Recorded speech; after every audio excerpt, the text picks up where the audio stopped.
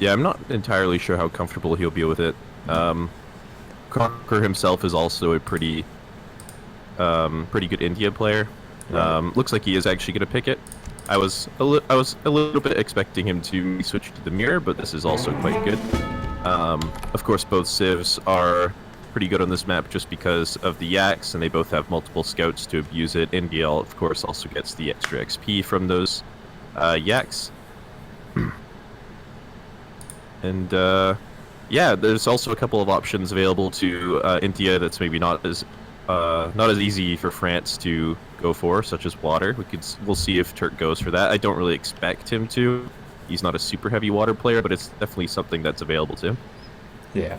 My understanding is that iamturk is, I believe he mostly plays, I believe, French and I think some Dutch. But in Japan and India are recent additions to what his civ pool. And they're a good civilization on this map, definitely. So I'm not surprised to see him pick it here. Conquerer999 has a pretty wide selection of civs, but the French are one of his favored ones. So down here in the lower left-hand corner of the map, we have Conqueror999 spawning as the teal French. And up here in the top right side of the map, we have iamturk opposing him, spawning as the red Indians. This is a best of 7 series, but this is map 1.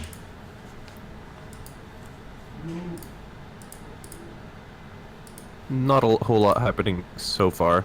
Conqueror starting up a 90 wood treasure on the eastern side of the map. Looks like Turk has spotted the 85 wood and will be going for that himself. So probably just going to be a trade of wood treasures here. There is a native scout there that is going to spot him taking that treasure. Might have been a little bit concerning for Turk, but I think he's just going to go for it as fast as possible. Knowing that Conqueror has spotted that, he's maybe not going to get there in time if he starts it right away. Yeah, Conqueror looks like he had a little bit of trouble getting that treasure.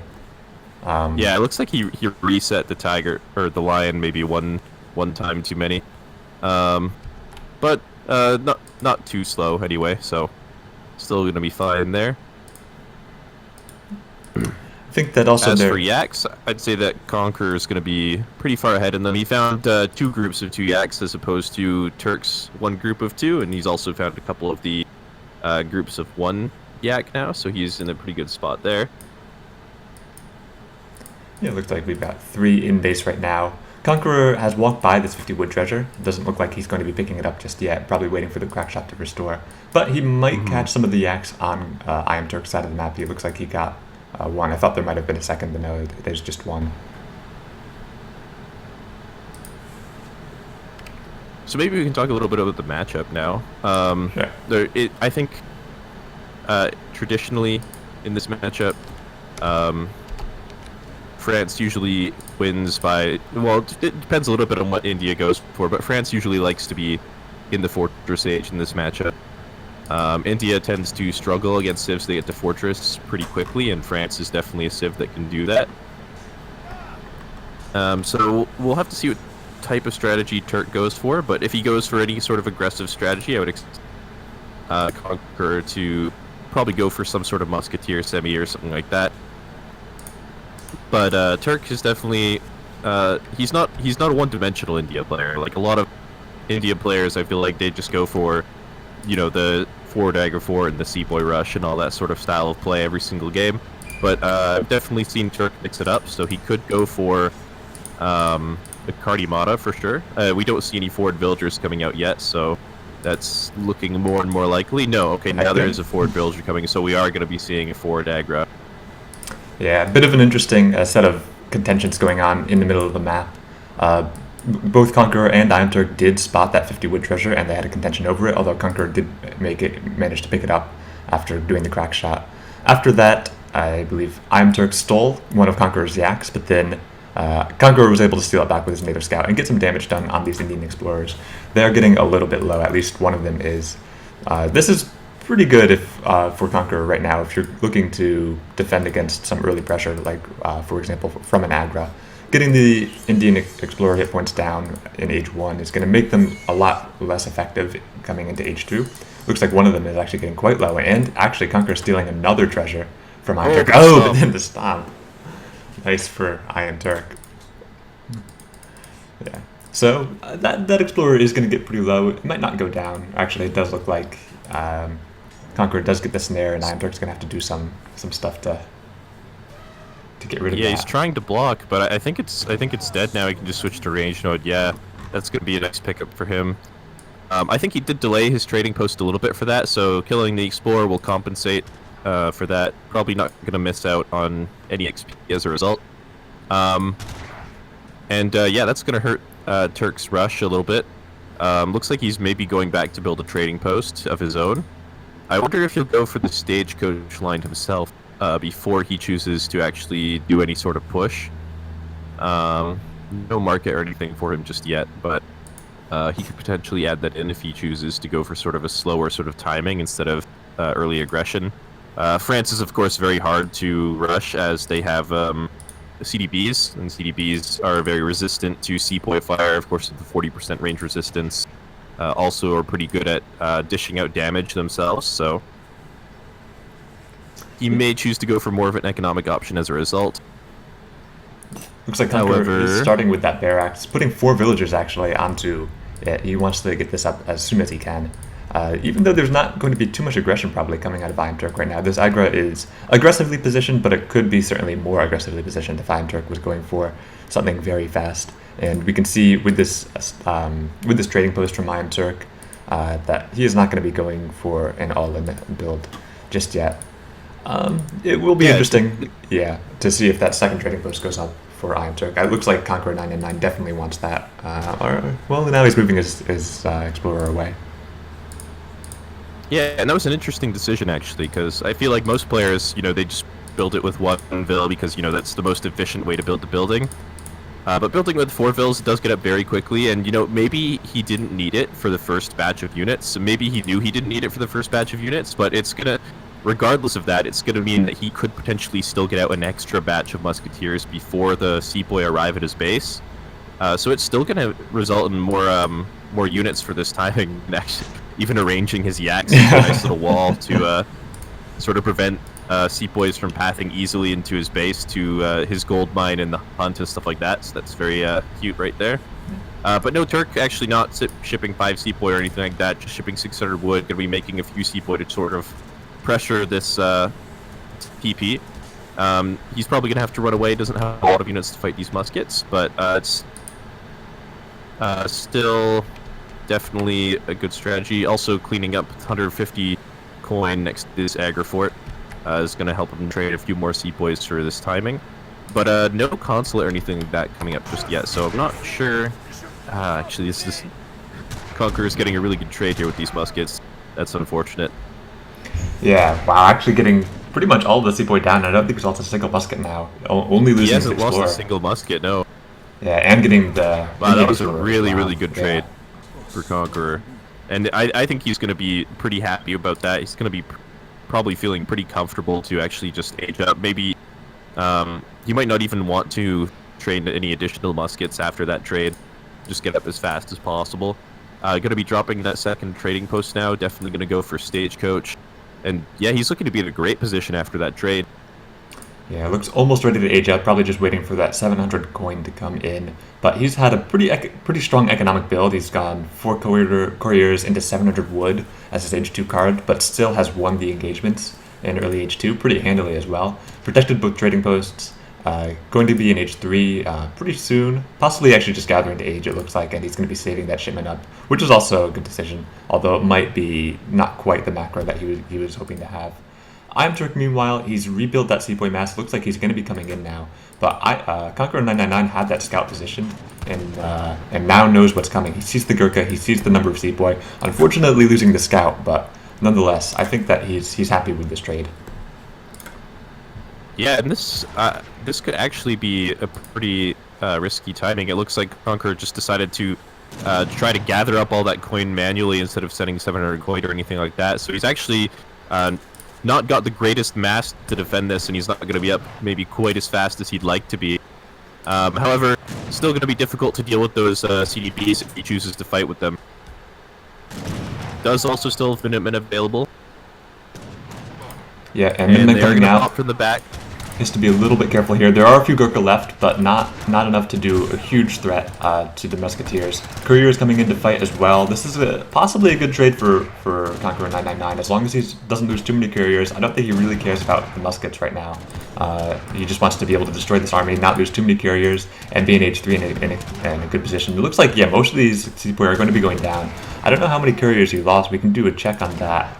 Only 2 couriers. He only lost 2. Yeah. Yeah, that's definitely good for him. Yeah, it was for iamturk. He got compensation in that he killed a couple of couriers and made all of them not gather. But even so, I think if you're Conqueror right now, you're in H3. You have a shipment ready. You didn't lose too many villagers. You're down 10 villagers in economic unit population. And depending, well, actually both players have stagecoach. So you're down about 10 villagers, and maybe didn't get the infrastructure up that you wanted. He's only now throwing down a stable. But even so, it's a great position to be in. Yeah, and now, like, if you're Turk, you have to wonder, like, do you try to just follow him up to H3? Do you stay H2? Like, your timing push has sort of collapsed, and you've got to worry about maybe a Falconet push coming. You don't really have an answer to Falconets in H2. So yeah, it looks like he's dropping Caravanserai now. I don't know if he's going to try and age. Unfortunately, I forgot to install the UI, so I can't see the resources. But either way, like he only just now finished that military building, that second military building. So it's going to be very hard for him to deal with Falconets. He's not going to have the mass to deal with it. He's not going to have the tech advantage because he's not going to be fortress or anything like that. So this is going to be a really tough push to hold. There aren't Falcons yet, but I imagine they are probably on the way as Conqueror's next shipment. Yeah. However, there are 3 Hussars out. He could potentially be sending 4 Soar or something like that as well. If there's not a lot of Dragoons, he could still potentially do well in this fight here. But it looks like Conqueror's not going to push the issue too much. Going to be content to maybe wait for those Falconets. Skirm Goon, obviously not a very siege-heavy composition, not going to do super well against the Aggro Fort, so that makes sense. Also, Minutemen going to be spotting the Wonder in Turk space. Yeah, great timing for a Conqueror to just come in right as the Wonder is trying to go up. Keeps it, delays it, but also just has that information that iamturk's strategy right now isn't to try to fight this out in H2, but to follow into H3. And this could be a good opportunity for Conqueror. He knows that he's got some time before H3 actually comes. He's going to be winning these skirmisher wars. He's probably going to be able to take down the Agra, especially once these 2 Falconets arrive. His shipment progression so far has been pretty military heavy. 8 skirmishers into 5 Dragoons into 2 Falconets. This could be making a very scary timing for iamturk. I don't know if he's going to be able to hold on to the Wonder. He's going to have to be able to make do without it, or be willing to accept that it might be going down. Yeah, and it might not be the end of the world if the Wonder goes down, really. Like, India, of course, has to actually construct a barracks if they want to upgrade their infantry anyway, so he is going to be replacing that military building no matter what. So it's not the end of the world for sure, but it is going to get, it's going to get Conqueror control over this middle portion of the map. Could potentially use some of these hunts and gold mines if he really wants to, which is going to be very nice for him. And it'll put Turk on sort of a clock. He's going to have to, like, sort of enough units to push out and retake those resources for himself, but he's got lots of time before he needs to do that. Both players have access to a gold mine in the back of their base. There's still a lot of hunts on the left side of this map that's not like super easy for Conqueror to contest, even with control over the middle. So it's not the end of the world for sure. He is up now at the Tower of Victory. We'll have to see what he chooses to send, whether it's Urumi Mahouts or maybe even Siege Elephants. Meanwhile, there's just a little raid in the back of the base. Does get one. I don't know if he got a CDB actually. I thought he is going to lose the Hussars, looks like. Yeah, I thought he was going to, but actually he has not lost another CDB. He lost a third CDB at some point during the game, just from some incidental Gurkha skilling one. But he hasn't actually lost any CDB to the raids yet, and he will pick up all 3 of the Hussars for... It took up a bit of attention as a resource. It took a few Dragoons away from the main army, but iamturk wasn't really able to capitalize on the Dragoons being split off, and so this is a pretty good situation for Conqueror. He even got a couple of villagers himself that were gathering near the Agra. He's taken 3 villagers down. Still behind economically, but this push is looking very scary. Might even pick up another villager. Yeah.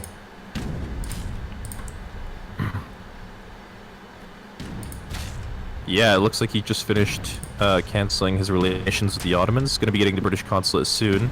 I'm not sure if he's got his veteran techs on the way yet. Hopefully not from the racks that's being destroyed. Okay, already finished, actually, sorry. But yeah, it looks like he hasn't allied with the British just yet, so his army could be a little bit stronger, but I imagine he'll do that soon. There we go. And yeah, you have to wonder what's on the way here. I feel like it must be siege elephants if he really wants to deal with these Falcons effectively. Oh, and the cure switch. There's 7 cuirassiers coming. There's probably enough Zambraks to deal with this, but this could be a scary push to hold if they manage to get on top of the Gurkha before he has anything to deal with the Falconets.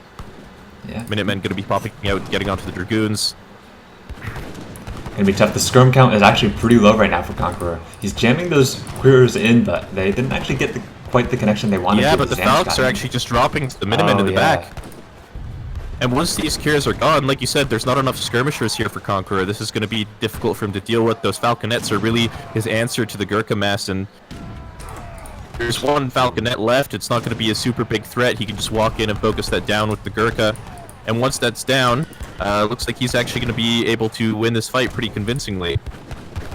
Yeah, that Falconet got a few nice shots off, but it wasn't enough. The skirm count for Conqueror999 is actually very low compared to the Gurkha count. The queers got in, but they didn't really do much damage to the Gurkhas. They only got maybe a few down, and the Zambraks were in position.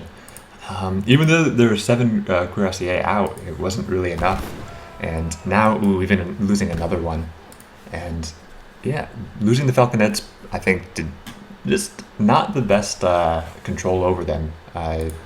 He put them in position, but then they weren't really in the fight, and then they just died to the Minutemen.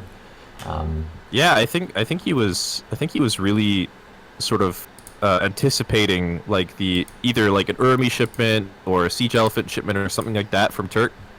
Wasn't like he was sort of banking everything on Turk, going for the anti-Falconet sort of play and not having as much anti-cav as he did. So he really committed very hard with the cure timing, and it didn't work out for him.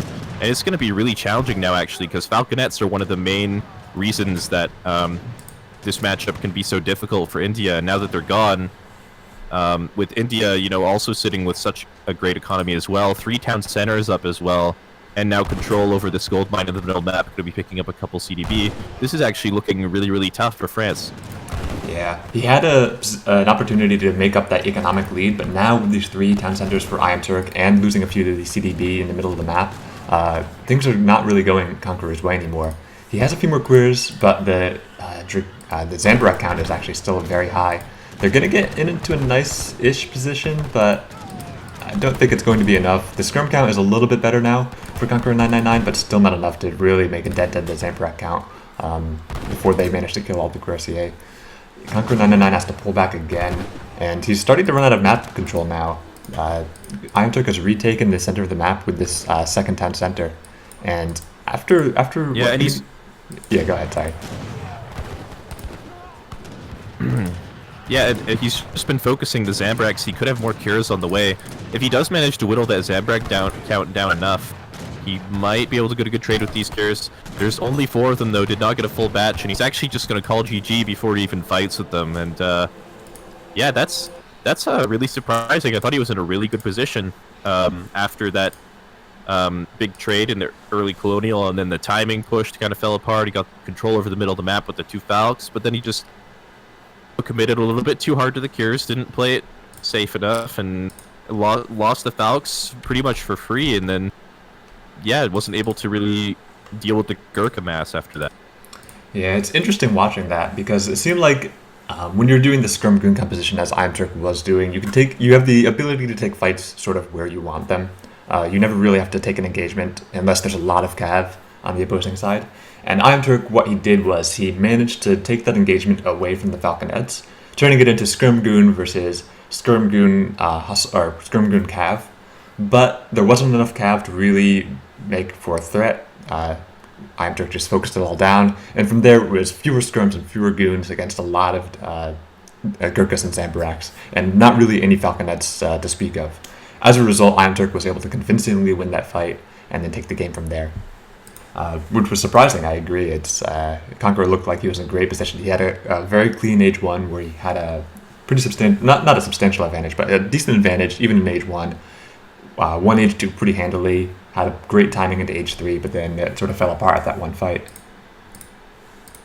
Mm-hmm. And that game it sort of showcases one of the reasons why Skirmgoon is such a good unit composition. Once you reach the critical mass of both Gurkha and Dragoons, if you manage to get a good trade at all, it can be very difficult for your opponent to really get back into the game, because you don't have a lot of answers to really counter Skirmgoon very effectively.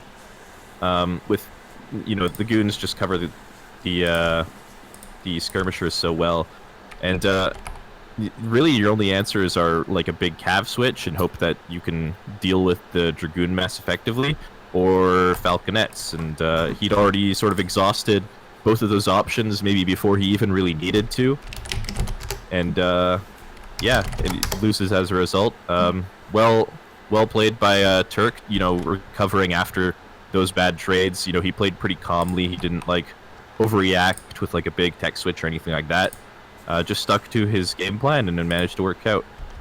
Gonna run a quick ad. Thank you all. Hopefully this ad actually runs, because I had a bit of trouble with this.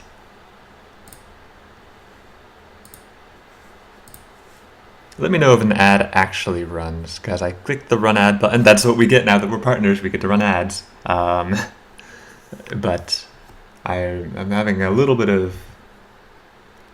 There's not really a lot of feedback.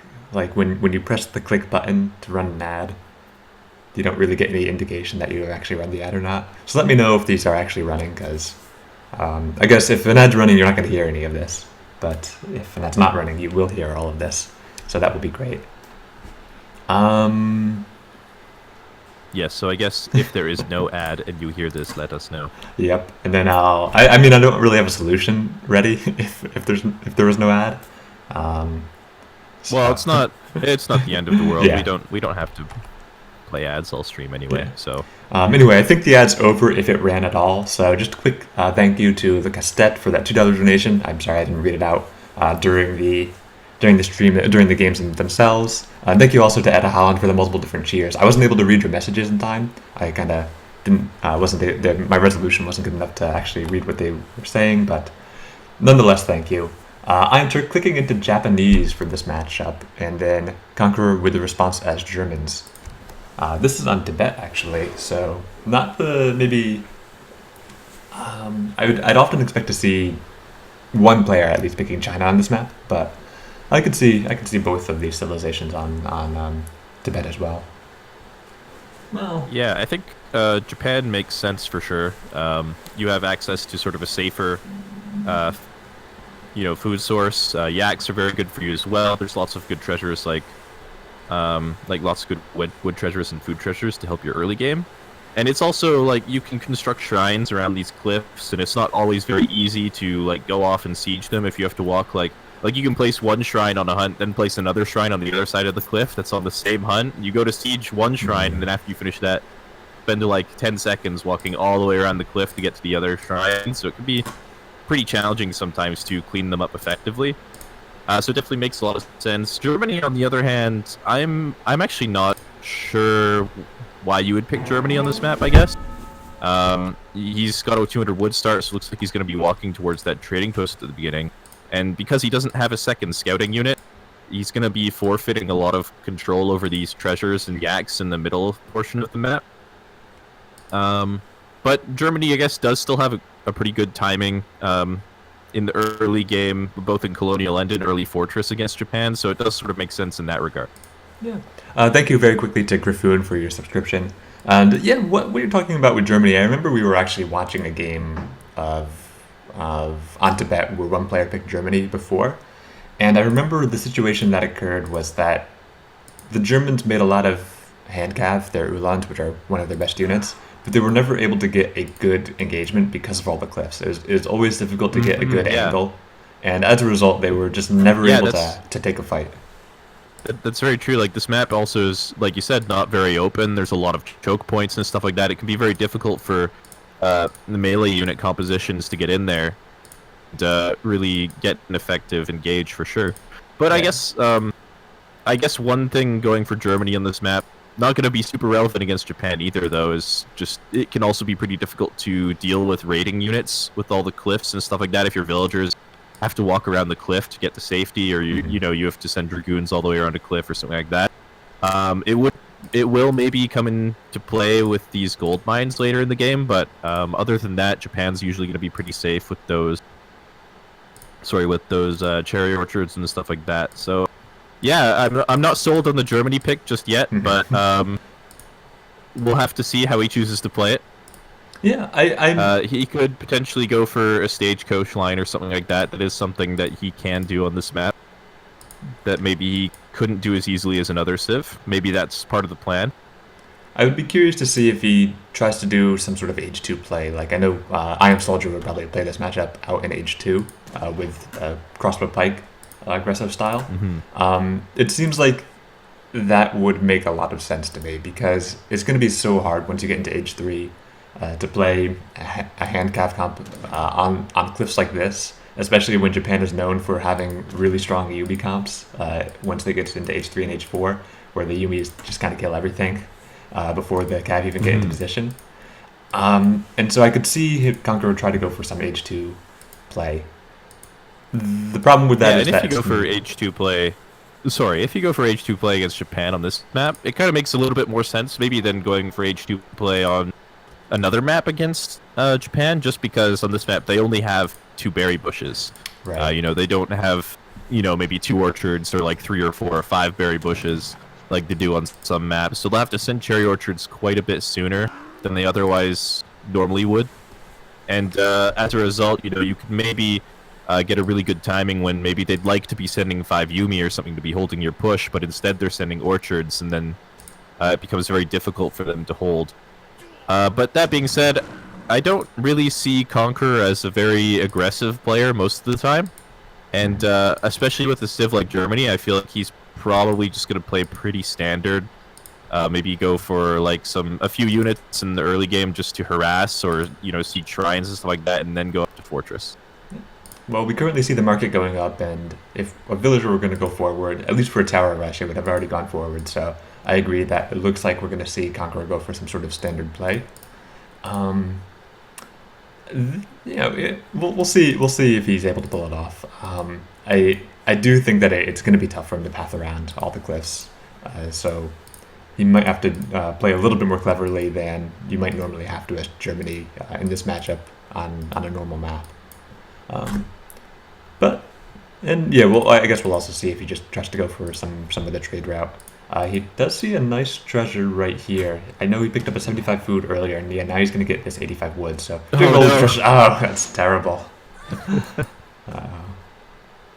Vil's going to be just fine, but going to be pretty low HP. Actually, okay. I think I'm not sure exactly, but I think he was maybe trying to pull the villager with the explorer. But that doesn't actually work, unfortunately. It only works if units actually have formations together, and villagers don't have formations with any other villagers. But not the end of the world. Villager's going to be on 4 HP, but Japan not going to be super aggressive, so I imagine he's probably not going to be in danger of losing that villager anytime soon anyway. It is going to delay his herding by quite a bit, but at the end of the day, that's not a super huge deal. He also is not going to be picking up the treasure for a little bit, unfortunately for him. He'll probably just try to pick it up once he gets some units out. Starting with a barracks as well, has pikemen and Q, so he's going to go try to siege down a few of the shrines in the early game. Japan, meanwhile, has started with 1 barracks, putting a market up as well in H2. Looks like a fairly standard Japan start. I actually don't know, as Japan, if you would start with 1 barracks or if you'd do like 2 barracks early on in this matchup. Yeah, it probably depends on what your opponent is doing a little bit. And personally, for me in this matchup, I would like to do the 1 barracks as soon as I hit H2 instead of delaying it like some people would, just because Germany always has those 2 Ulans out very early with that first shipment. They could potentially, harass you a lot, like especially your monks and stuff like that while they're constructing shrines. And just having, so early Ashigaru can help defend your base and also just keep your unit control or unit count up in case Germany does anything sneaky. Gonna be denying one shrine with these pikemen. Looks like probably gonna be forcing that monk to go back as well. No, actually, maybe not gonna go back. He's just gonna drag the pikemen into these Ashigaru and gonna be getting at least one pikeman there. It looks like. Maybe not quite gonna get one, but he is gonna get a lot of HP off of it. Yeah. Actually, the Ashi are going to continue, and they might get a nice little catch here. Okay, gets 2 pikemen almost down. Actually, that pikeman's probably going to die. Okay. Yeah, it kind of worked. He's going to be putting that shrine back up as well. So delayed the shrine, but didn't, and wasted a bit of wood for iamturk, but didn't eventually keep him off this hunt. Conquerer999, I wonder if, did he make a second batch of units? I'm not sure where they might be. He's trying to do some raiding over here on the top side of the map with the Uhlans, but unfortunately there were Ashigaru in position. He's making some crossbowmen now, and we can see that they might get a catch on these Ashi. They are sieging down the trading post right now, but the crossbowmen will have a nice position on top of these cliffs, which will make it very hard for the Ashi to actually engage on this. So we should see some of those Ashi, possibly all of them, go down. Looks like actually iamturk was paying a lot of attention and pulling them back. As soon as those crossbows start Conqueror firing. is also using these berry bushes at the moment, just because I don't think he wants to walk very far to gather food with those units. He wants to keep them close to that gold mine, so once he has started aging, he can easily switch them back to coin.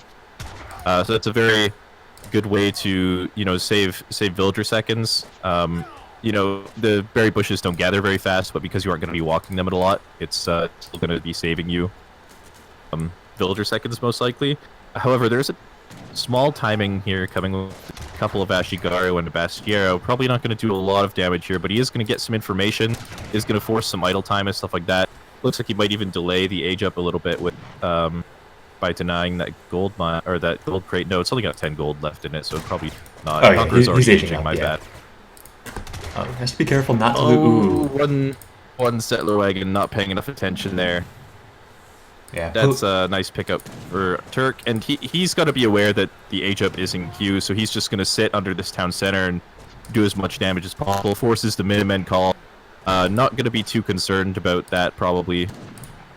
And, yeah, just going to safely walk out of there with the damage has been done.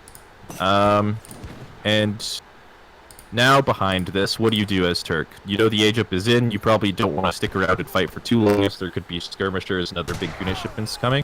He's going to be picking off some of these crossbows, and all right, those crossbows are all going to go down. That's not going to be.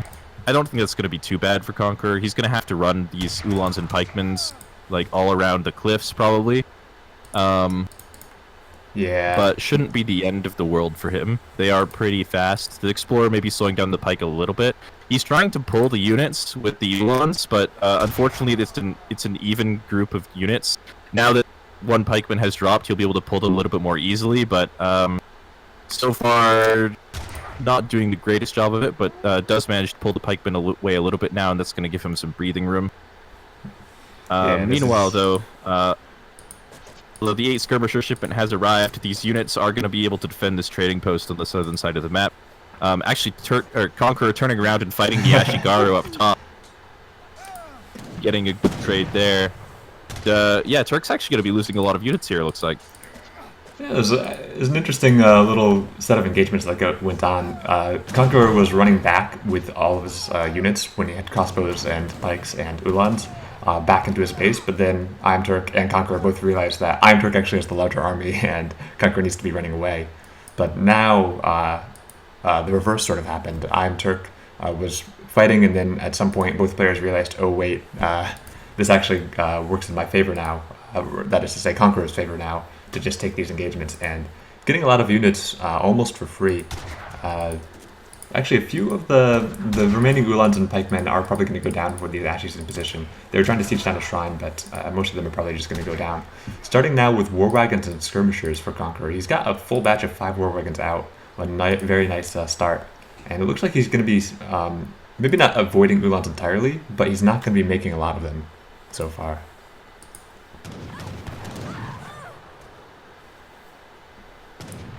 Yeah, and now that Turk is clicking up to H3 himself, I think maybe Conqueror is sort of sniffing it out. He knows that he killed a lot of units, and there doesn't seem to be a lot of reinforcements coming. Does see the Yumi pop, so he knows that he's up in Fortress. Don't know if he doesn't really know if there's a stable. I don't think he's seen the stable yet, so it could already be up. He has to be aware of maybe a Nagi switch. But Minutemen getting out into the skirmishers, and this is actually a really good trade for Turk. Yeah, that was not a very clean fight for Conqueror at all.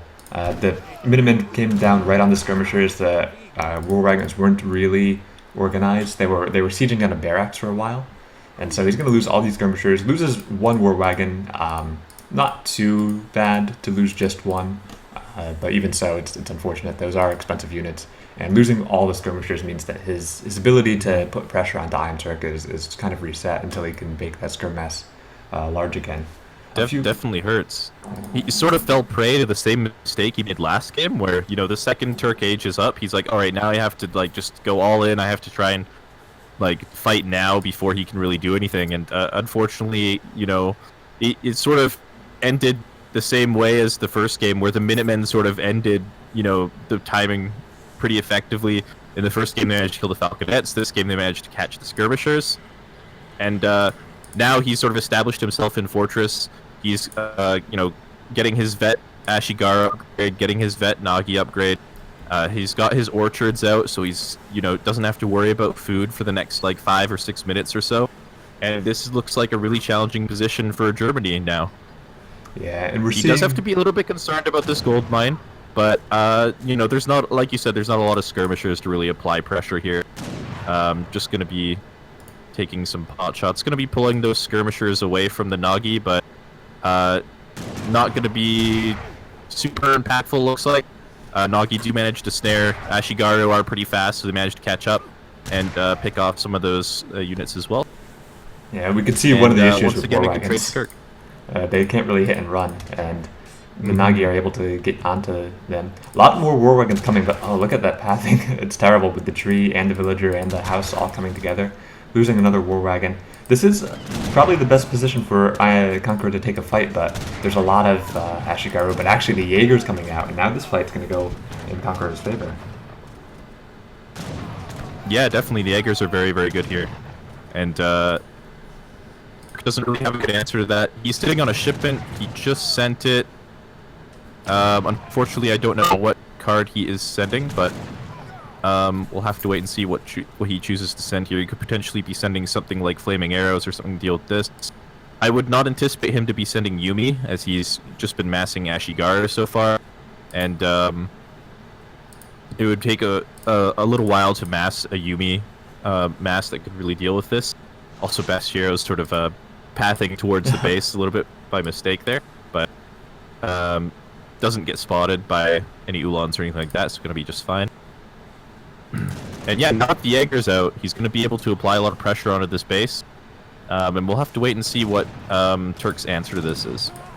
Looks like he's been doing a lot of Ashi Nagi so far. Interesting unit composition, because I would say that it falls to the same problems that Germany would often have, is that it's just too many short-range units in a map where it's not easy to get good pathing. Actually, for Yumi's. Yeah.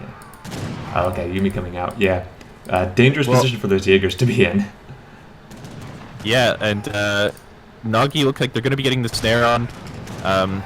And now with the infantry catching up to these Jaegers, their range advantage is definitely not super impactful. They do still have a lot of range resistance. They're still pretty good in these fights, but they've got to focus the Nagi right now. And there's not, the war wagons are not doing the greatest job of kiting here. Of course, war wagons aren't known for being able to kite, and this is looking really hard. Yeah, looks like the Ashi are just continuously able to get onto the Jaegers, and the Jaegers are never really able to get a position that they want to be standing in. War wagons pulling looks like away. He's finally going to be pulling the skirmishers out of there. Yeah. But definitely not a good trade for him at all. And this is one of the reasons that you can go Ashi Nagi against Germany with the strength of your unit with the even the minor unit upgrades like Japanese console and stuff like that, which he doesn't actually have yet. But Germany does not have the greatest skirm goon composition. They can't kite super effectively with war wagons because of their speed and stuff like that. And you don't really want to mass Ulans into Ashi Nagi. which Germany would maybe normally like to go for. So it's a pretty awkward composition for Germany to counter compared to some other like compared to other civs, I should say. Like maybe France or Dutch would have a lot easier time kiting Ashinagi, but Germany just doesn't have the luxury of dragoons that can kite effectively. Yeah, the war wagons just what we see with them in the fight is that they're always getting in, they're taking a few shots, and then they have to spend a lot of time running away, and then from there they're never really able to get a good opportunity to shoot again. It's always going to be either they have to spend a lot of time turning around shooting, wasting a lot of time, potentially losing some war wagons, or they just don't fight at all. And meanwhile, all the skirmishers keep dying because of the very fast Ashigaru.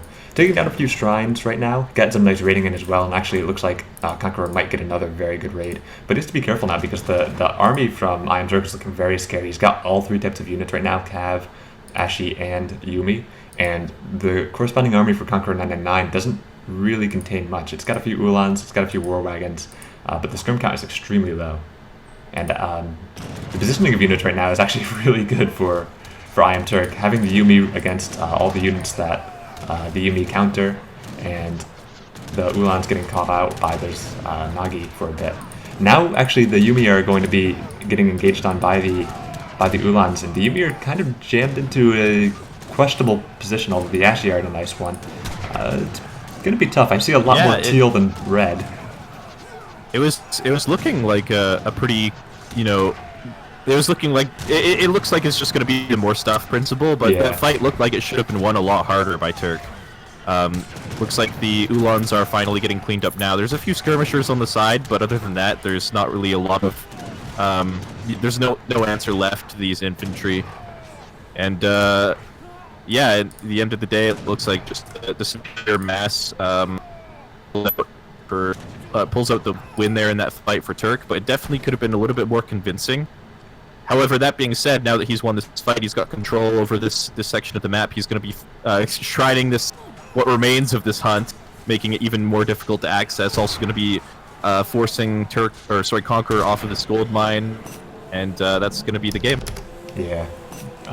iamturk now taking the series 2-0. It's a best of 7, so Conqueror still has plenty of time to make something happen, but another very strong win from iamturk. It seemed like yeah, it just Conqueror just falling short on the timing. It's like whenever Turk hits Fortress, it seems like he's got this idea in his mind that he needs to make use of his military advantage at that exact second, and he just keeps pushing into the town center and getting punished. Right. Yeah, we saw twice now a punish of where Conqueror is actually playing too aggressively.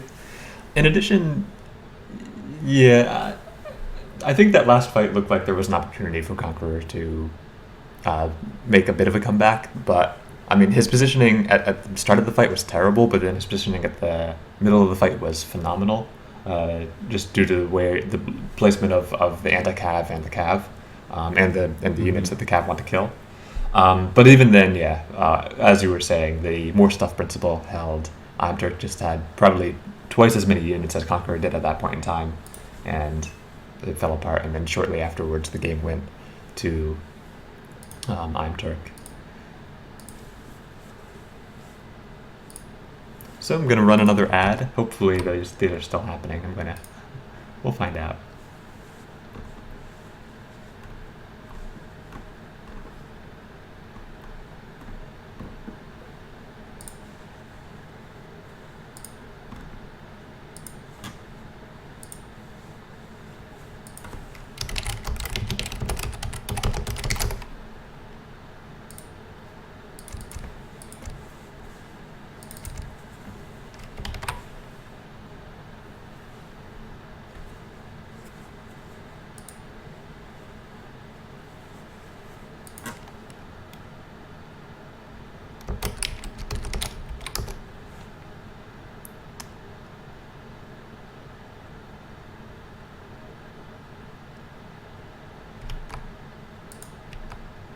Okay, so I'm reading from the chat now that ads get placed. That's really confusing.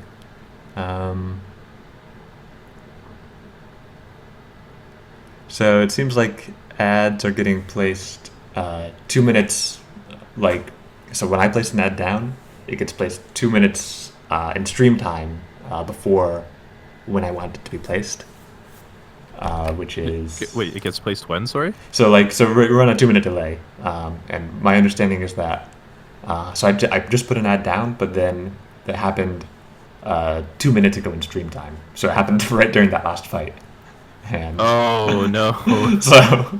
So it ignores the stream delay, I see. That's my understanding, yeah. So Oops. Well, that's interesting. I'll see if that's actually the case. If that is the case, I'm just not going to bother. I'll donate the difference if I need to, because I'm not going to do math of like figuring out when I can actually run these ads now. Conqueror looks like he was away for a bit, coming back now. He's picking Dutch for this map, which I think we've seen a lot of Dutch on this map so far. And iamturk is now going to be counter-picking with something. I don't have a Russia. Looks like he wanted to pick Russia, maybe, but doesn't have the home city. So we're gonna be seeing a mirror, I guess. Looks like. All right. Maybe I should pick the Dutch too to... Conqueror being a nice guy, saying, yeah, I can wait for you to make one. Yeah, we got time, I guess.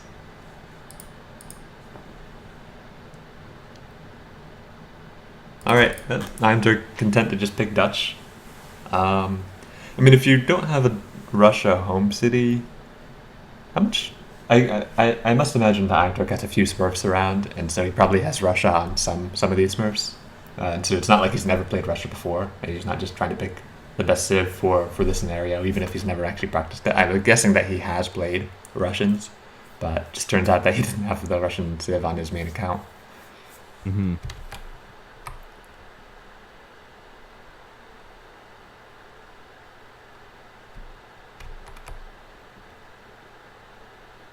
Just looking at the hunts right now. Looks reasonably fine for both players. Both hunts and mines look okay, I think. Okay. So we should be good to go. And I think now that we're into a Dutch mirror, I think this is going to be a little bit more within Conqueror's comfort zone. I think maybe part of the reason he fell prey to, the idea that he had to do damage in early Fortress is because India and Japan both have very strong economies. Mm-hmm. Maybe he felt like he couldn't compete if the game went too long, and he wanted to get a clear advantage as early as possible. But now that we're in a mirror matchup, that's not going to be a super big issue. I think maybe he'll be able to play sort of the macro style of gameplay that I think Conqueror is really, really good at and sort of known for. Especially as a treaty player, we all know he has a pretty good macro. Can spend those resources pretty effectively. Haha. And so we'll have to see how this plays out. Hopefully he won't walk under their town center this time and lose all of his units. Haha. He is doing pretty well with the llama count so far. I think he's picked up every single llama on the map. Maybe iamturk will. Actually, no. I think he's going to get every single one as long as iamturk doesn't steal one. Yeah, he might. Yeah, it does okay. pick up one here on the edge of the town center. There's treasure contention. Oh, Turk manages to steal the 100 food away. That's too bad. That sucks, but regardless, having 7 llamas to 1 llama. Actually, Turk hasn't even noticed that he stole that llama. Okay, he is gonna get it. So it's gonna be 7 llamas to 1 llama. That's probably better than 100 food at the end of the day, and especially in a matchup like the Dutch Mirror, where really the 100 food in the early game is not as impactful, just because the game tends to be pretty slow until the fortress stage. Mm-hmm. So 100 resources isn't going to be a huge deal. We'll have to see how each player chooses to play it out, though. This matchup has been played a lot in the last few tournaments, and we've seen the build sort of change a lot over time. I've seen a lot of people do just 5 bank negative Fs in this matchup. I've seen a lot of Hussars semis. but it hasn't been super consistent. Even like now that it's been played so much, that you still see people doing one or the other. People haven't really agreed on which is the best, and so depending on which style these players choose to go for, we could be in for a different sort of mirror than maybe we see mirrors. A lot of mirrors we see people just go for the same builds. They just have the exact same units, the exact same eco and stuff like that, but we could see something different in this one. Conqueror now picking up one of the treasures, the 120 coin, nice spell to pick up for him. Meanwhile, iamturk is responding with that 100 XP, not as relevant, I would say, as that 120 coin. iamturk did get a nice pickup at the beginning of the game. There was a 70 wood treasure basically in his base that he was able to start with, and in addition to that 100 food. So I would still say that iamturk is winning in the Age 1. Well, actually, with the llamas, it's probably leaning a little bit more towards iamturk, but the treasure's certainly going towards, with the llamas going more towards Conqueror, but the treasure's certainly going towards iamturk. And yeah, I agree that it'll be interesting to see how these players choose their first build. iamturk now, with that extra 770 wood that he started with, is going to be starting with his first bank right now. Conqueror, I keep mixing these players up. Conqueror going to be responding with a bank of his own in just a moment.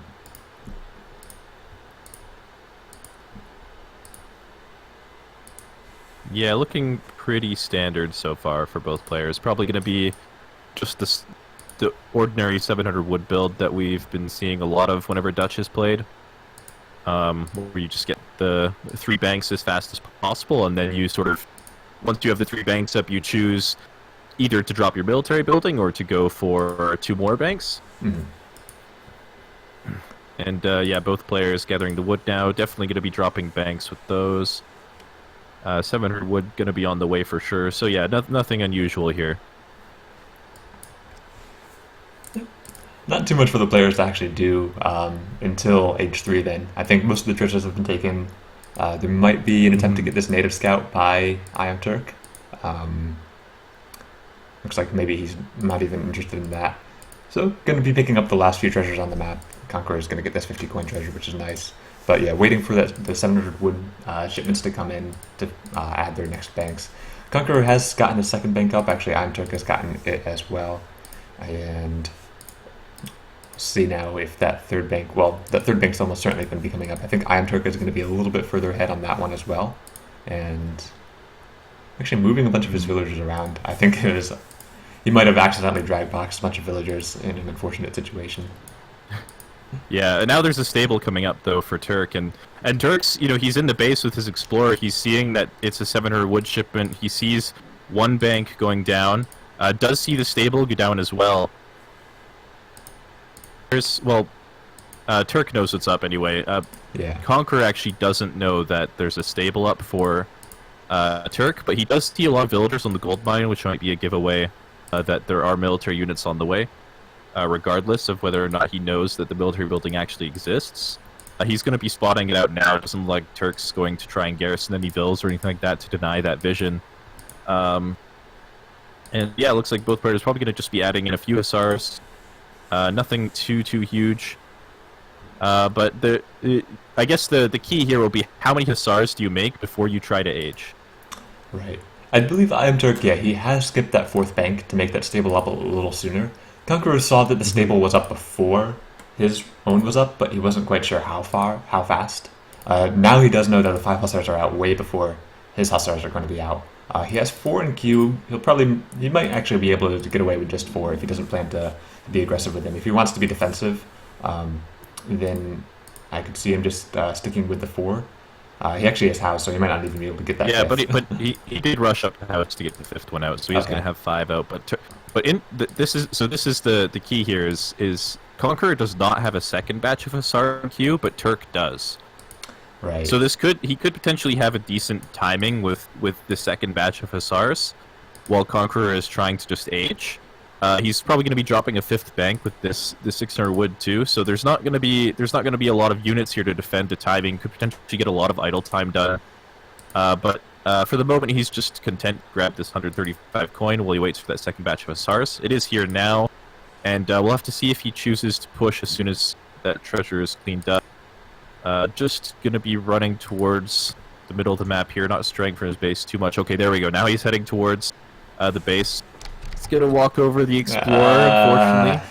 Don't know if Conqueror is going to be paying attention to that line of sight there, but he may be aware of how many units he actually has. A third batch of Hussars actually in queue for Turk now, so he's really committed to doing damage with these units. And there's not a lot to defend here. There's potentially a Minutemen pop. Pike's actually in queue as well for Turk, so he really wants to make sure that he gets something done before Conqueror gets a fortress. Be getting one villager. Really needs to just be focusing these Hussar down. He's a little bit scared of maybe units popping on top of him. Minutemen coming out now, but yeah, he's losing a lot more units than maybe he needs to. Yeah, I think, okay, he's going to pull the Hussars back in to try to take the fight, but now the Minutemen have caught up, and I think that it's still going to go in Conqueror's favor. Even if it doesn't go in his favor, the fight overall, it's going to be, I think, a nice trade for him. Losing probably all of his Hussars. That being said, he is probably going to lose most of his Hussars here, but he is going to clean up all of Conqueror's Hussars. And these Minutemen are not going to be good defenders for much longer. And he does have pikemen and Hussars on the way to Conqueror's base. Conqueror is on his way up to the next stage, but he doesn't have any units in queue. So these villagers are going to be idled for sure. He could potentially pick off a building like maybe the stable or the house if he's if Turk is doing things well. Not going to be coming in from the best angle to really make effective use of the siege on those pikemen, especially now that there's skirmishers and Hussars in queue. But he is going to get some idle time down. He's going to clean up these Minutemen for sure. And he's also up to Fortress himself. Going to be getting a second villager? No, not going to be getting a second villager, unfortunately. But and these skirmishers actually in a little bit of trouble. Pikemen going to be focusing down the house. There's two Hussars in queue. They're out now, going to be trying to defend those skirmishers. But actually, I think at the end of the day, this trade is actually going to be pretty good for Turk. All of the villagers are still idle for Conqueror.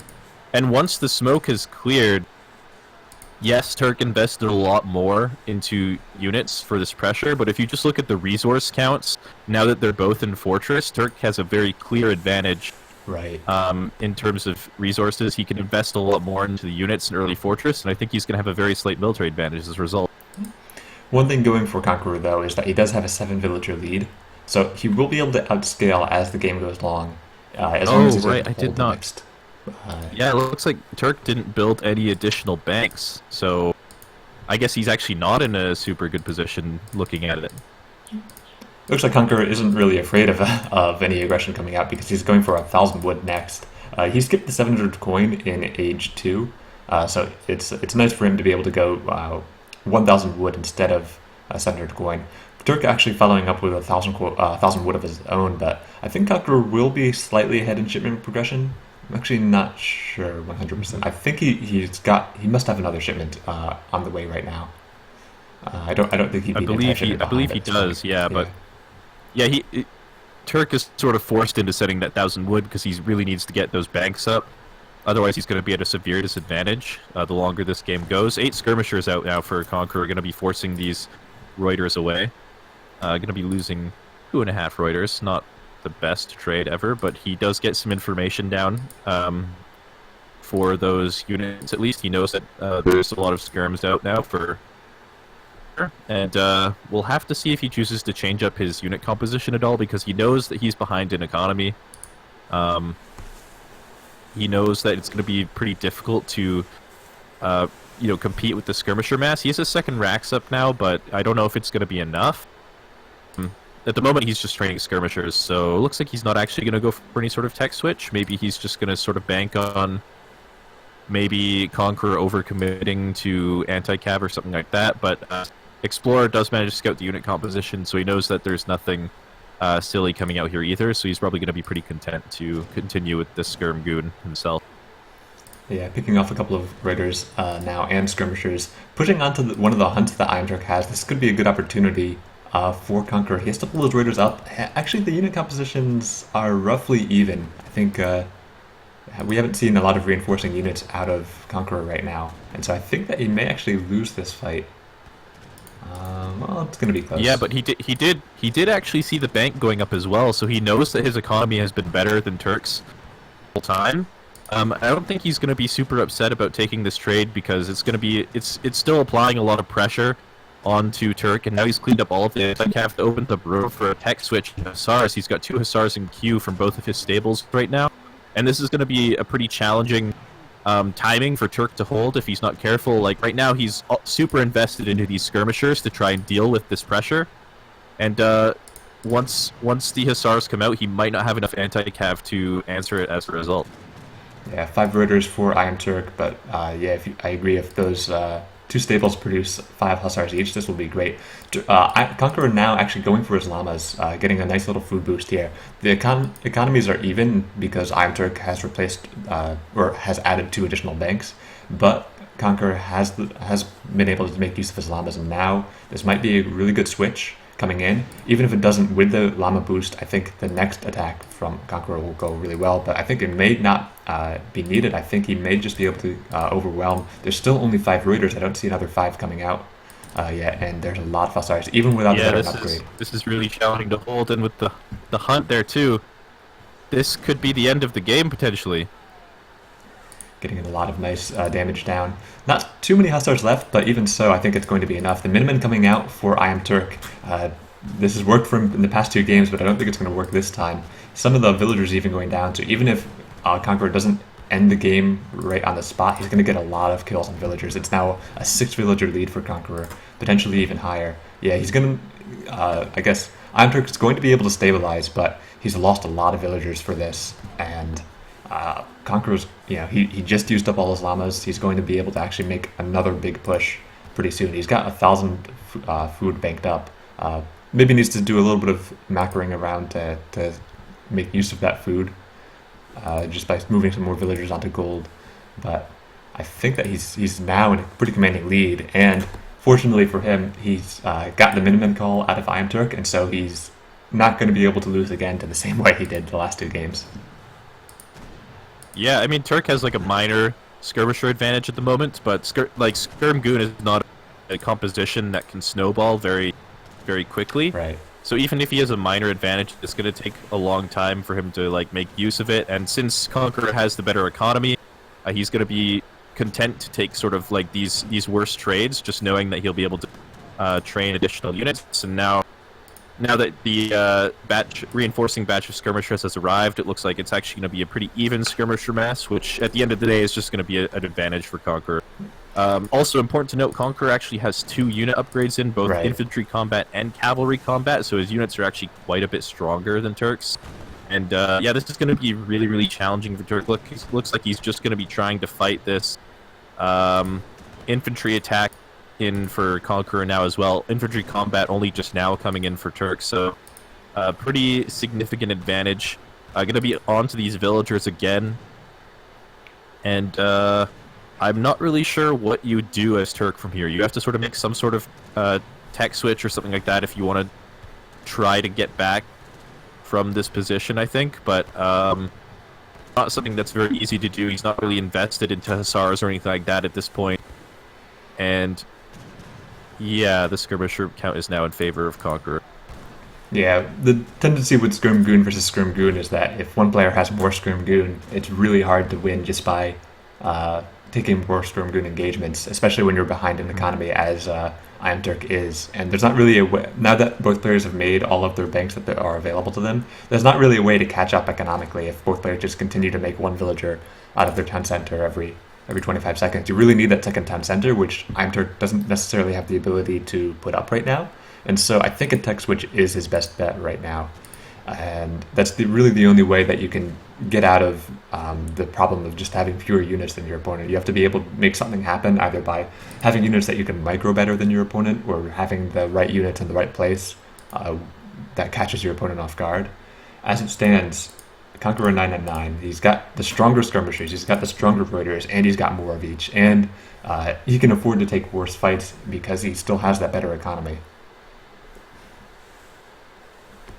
Yeah, one way you can sort of get back from this position is just to apply a lot of raiding pressure onto the, onto your opponent's hunts and stuff like that. And try to draw units away from the fight to defend the villagers, but Reuters, not the greatest raiders either, so that option is also not available to him. And now with the 4 Hussar card coming in with another batch of Hussars as well, there's going to be another big timing here for Conqueror. And I think even if there's a lot of anti-cav, which there's a decent number of Reuters here, he's going to be content just to trade these units off, knowing that he's applying a lot of pressure and that he has the better economy. And yeah, now that the Reuter mass is sort of dwindling a little bit, I think this is probably going to be the game-deciding fight. Infantry attack coming in for iamturk, but I think a little bit too late. There's not a lot of infantry left. The Reuter mass and the skirm mass for Conqueror have been pretty much untouched.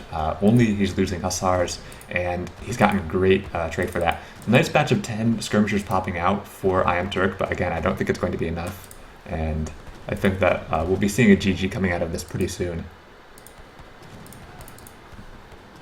Well, I guess iamturk has managed to stabilize a little bit. He's got hasn't lost, or he's rebuilt that skirm mass a little bit. The Reuter mass is still a little low, and the Reuter mass for Conqueror has dwindled a little, but even so, I think it's still going to go nicely for Conqueror. He's managed to continually widen the villager gap. Now has a 10 villager lead after getting in a couple of pickoffs as well. And some of these villagers for iamturk are in very precarious positions. We can see a bunch of villagers that were on a gold mine that was pretty much between, or that Conqueror had pretty much wedged himself between, and the town center. Now over onto this left side of the map, that if Conqueror notices it, it could pretty much end the game on the spot.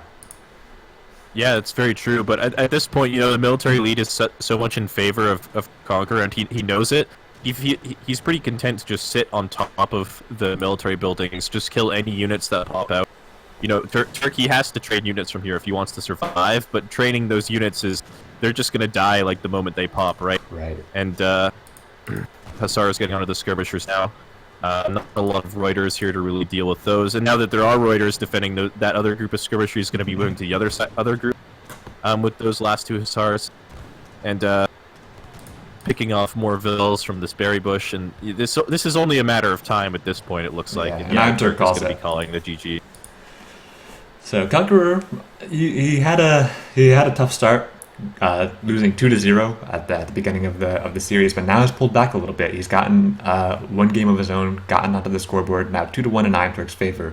He's gonna have a long way to go still to take the entire four games, but I think that for Conqueror right now, it's a nice feeling. It's always a terrible feeling when you just get completely blown out, like a 4-0 or a 3-0. A 3-1 or a 4-1 feels a lot better. Even if you lose, it feels like you had the chance to make something happen. And this is probably very strong for Conqueror from a psychological standpoint. I think he... Yeah, and... Go ahead, sorry. Sorry, I was just going to say, I like Turk's game plan there. Like, he had the potential to do a lot of damage, but, he maybe neglected just a little bit too much of his economy, and as a result, he did fall behind. But even with the first 2 batches of his stars, like he could have just made the first 2 batches, then constructed his banks. Maybe he didn't even need the 3rd batch of his stars or the pikemen, right. But he just didn't seem to have the confidence to fight underneath Conqueror's TC. Despite having the Hussar advantage, he was afraid of units popping or something like that. Maybe afraid that the Miniman would be a little bit more, a little bit too impactful. And so even though he was committed to this aggression, it didn't seem like he was really confident in it paying off. And as a result, he didn't get the best trade with the first 9 Hussars, and just fell behind as a result. And Conqueror really picked it up once he dealt with that timing push. He knew he was ahead. He's managed to see the villagers out on the hunt, managed to see that 5th bank going up, so he knew he was in a decisive lead at that point, and he played pretty well from that point on. Yeah, I think we saw a lot more patience out of Conqueror this time as well. We saw in the first 2 games, he was trying to make something happen, as you were saying. He was trying to push into the town center, took these engagements that didn't really go his way because of Miniman calls, and it fell apart for him afterwards. In this game, he was a lot more conservative with his units. He was taking the right engagements at the time, and then once he knew that he had a commanding lead and was willing to take slightly inefficient trades to continue to keep Iron army small to fight under the town center, he knew exactly when to do that, and was able to win off of that. Had a pretty strong economic lead as well during the entire game. I enjoyed his 5-bank. Even though the 5-bank FF is pretty standard, I enjoyed that he did it. It was nice to be able to see. Iamturk trying to go for the slightly different or slightly more aggressive play of stopping at 3 banks, trying to put some pressure on, and then making the banks later. Ended up not really working out for him because, as you were saying, he just wasn't quite confident enough under the town center of Conqueror. And yes, the players are asking when the reset is, and yeah, it's next game. Thank you, Mitoe. And I wonder if that last game was sort of Turk trying to show a bit of respect to Conqueror in the macro style game. You know, like in the first 2 games, I think Turk sort of knew that his civilization had the economic advantage the longer the game went, so pressure was maybe a little bit on Conqueror to make something happen.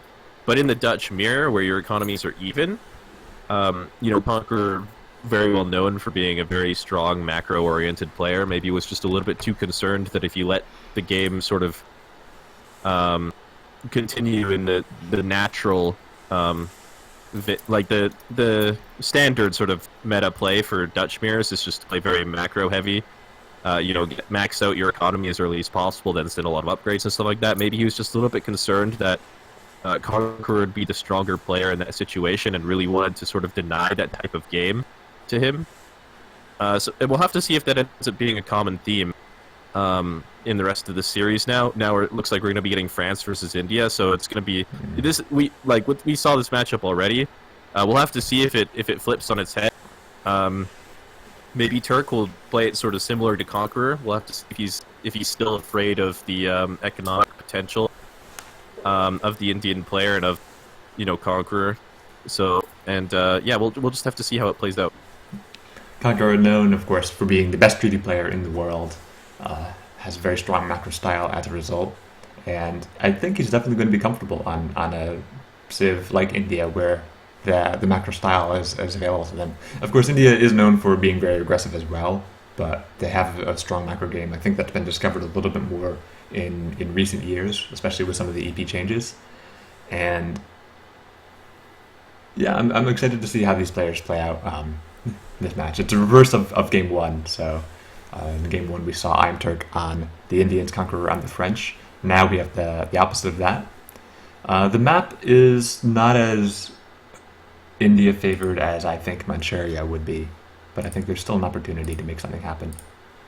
Over here on the east side of the map, we have Conquerer999 spawning as the teal Indians, and then over here on the left side of the map, we have Iamturk spawning as the red French, currently leading 2-1 in a best-of-7 series. This is the Autumn 2018 Second Chance Finals.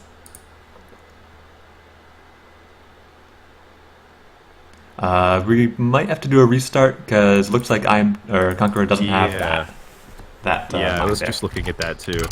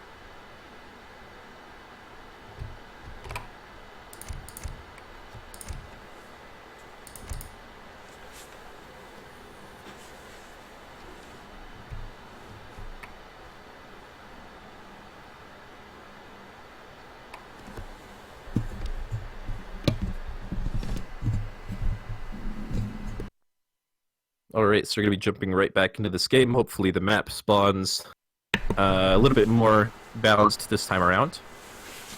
Yeah. Let's see what And happens. looks like mines are fine for both players. Looks like hunts are fine for both players. All right, this looks like a totally balanced map. Okay, nice. It is the winter version of the map once again.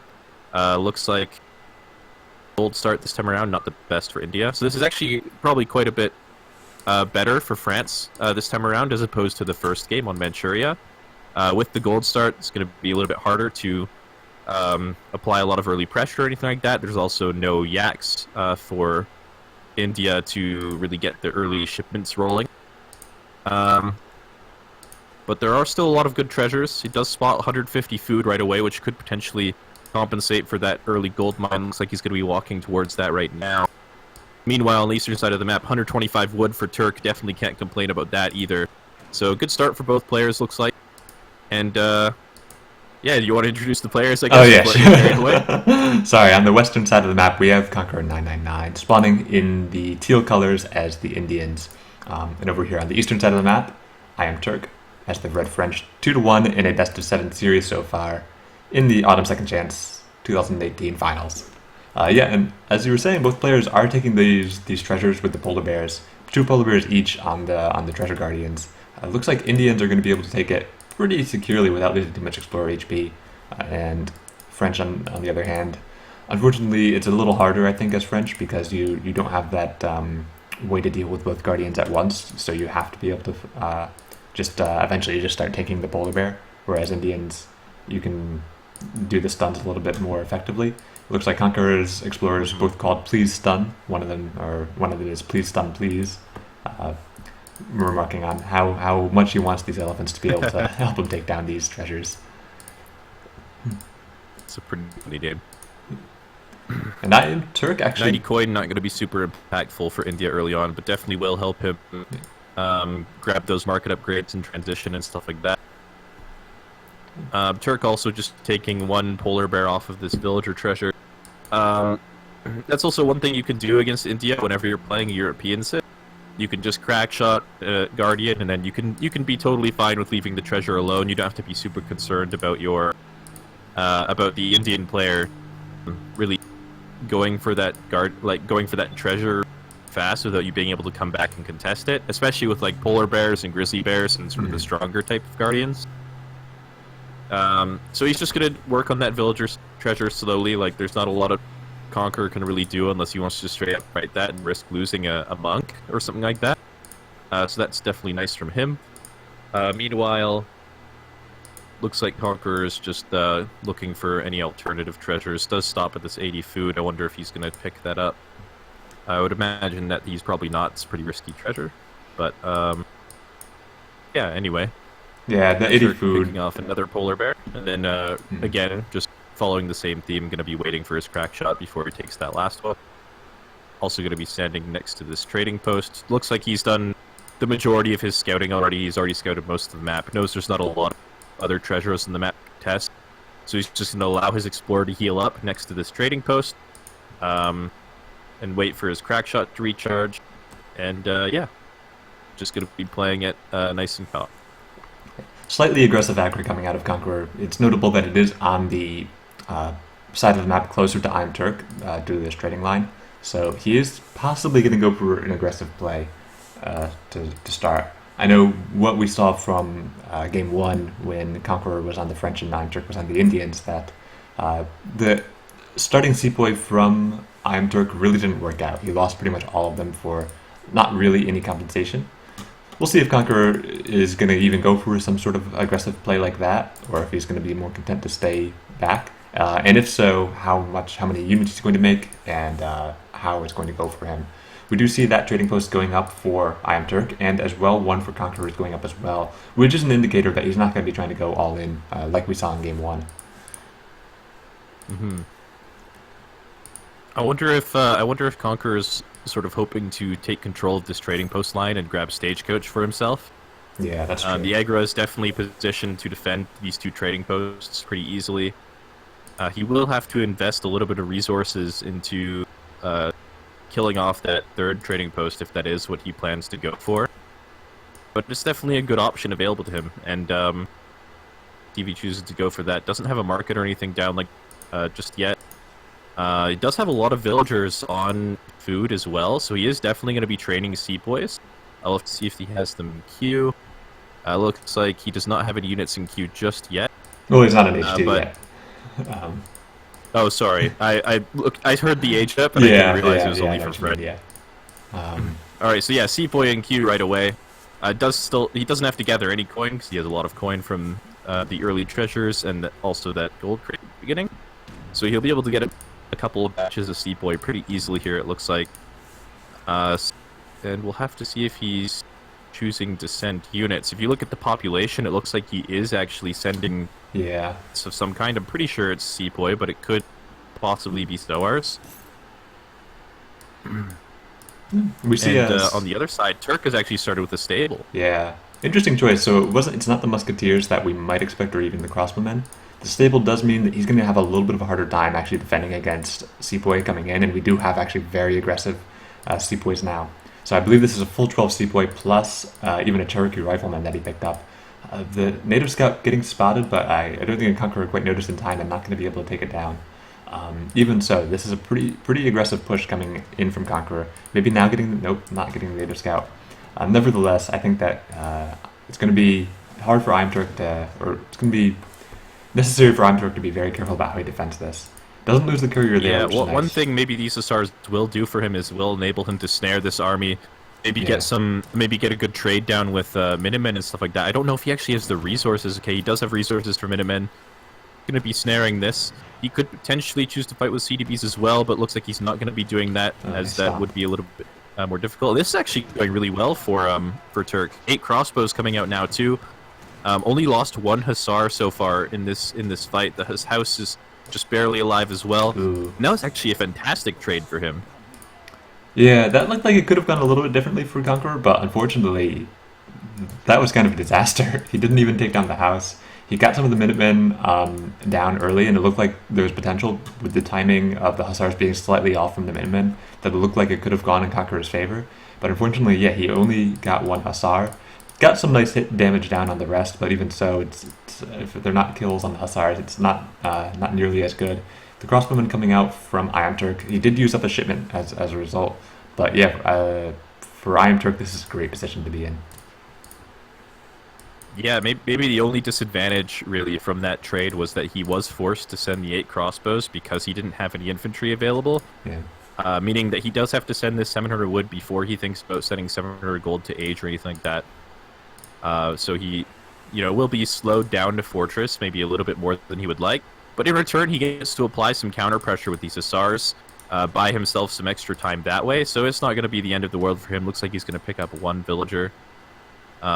Maybe force a sentries pop or something like that. And yeah, he's got to be pretty happy about that. And this is one of the reasons you can never underestimate Hussars. Even if you have full anti-cap, sometimes the snare is just too much to deal with. And definitely showcasing that here. Conqueror now following up with that consulate. We're going to see now if he does try to continue to play this out in H2. He has made a few more sepoy. He's got 5, or actually 4 more in queue, and he might be able to put down some pressure on the trade line.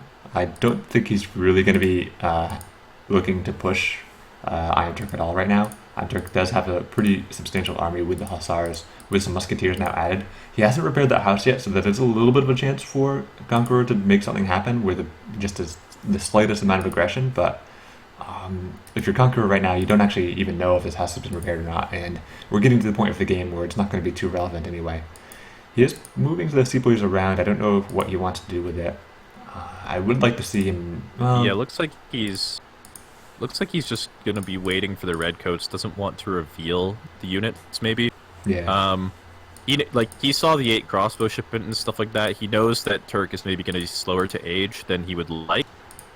And so he's sort of going for this second timing push with the redcoat batch coming out. Unfortunately, though, he doesn't have any cavalry, so this push could be a little bit awkward for him. It is going to get spotted by the native scout as well. But he could still get some damage done. There's not a lot of infantry here. There's a handful of Minutemen in here that's maybe making it look a little bit more dangerous than it is.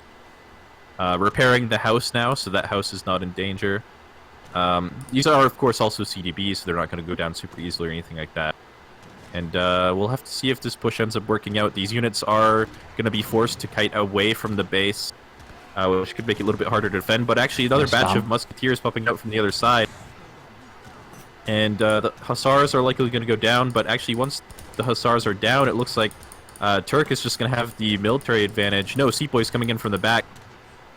And it looks like it will be pretty close, actually, but Turk will be pretty comfortable here. There's going to be 4 Sowars coming in. There's still musketeers to defend those crossbows. And I think even if Conqueror manages to clean this up with all these units, unfortunately, he's not going to do enough damage to really deal with the shipment on the way for Turk at the moment. Actually, I'm not even sure if Turk has a shipment on the way. But he does have skirmishers in queue, and we'll have to wait and see. Yeah, okay, Falconet's coming in. So they did have a shipment on the queue on the way. So yeah, this is going to be challenging for Conqueror to really do anything else with this handful of units. Turk just going to keep the Falconets hidden. Doesn't want to risk losing those while there's still Sowars up, and he doesn't have any anti-cap. And even without the Falconets, looks like he's going to clean this up pretty comfortably. Yeah, iamturk, or Conqueror, unfortunately for him, tried to make something happen with that push. Didn't end up he got the hussars, but he wasn't able to win after that with just the number of units that iamturk had at its disposal. He had some nice reinforcing batches of units, but even so, it wasn't enough. I think the control out of him as well was just a little bit too sloppy there. And as a result, iamturk was able to save a lot of his units, or was able to win and not lose too many skirmishers. Didn't even have to reveal the falconets, and is looking to be in a nice position. We're seeing now Conqueror, he doesn't really have the resources to go to H3. He's going to have to accept that he's going to lose the Sacra Fort pretty much now, and his other buildings, his other infrastructure to make units are also positioned fairly close to this aggro. And as a result, once this aggro goes down, it's going to be easy for Turk to take down the rest of these buildings unless Conqueror is able to find enough units to defend right now. But I don't know if that's going to be an option for him. He's staying in H2 now. He's demonstrated that commitment now by sending fully a bunch committed. More units. Yeah. Looks like his answer is going to be just to add a second stable. He's going to try to mass a lot of maybe Sowars and try and basically try and get a good trade with the Sowars. But Turk actually focusing primarily on getting out full batches of Dragoons as opposed to full batches of skirmishers, which is really, really smart, I think, against this. He knows that, Conqueror is locked into H2 a little bit with how much he invested into that timing push.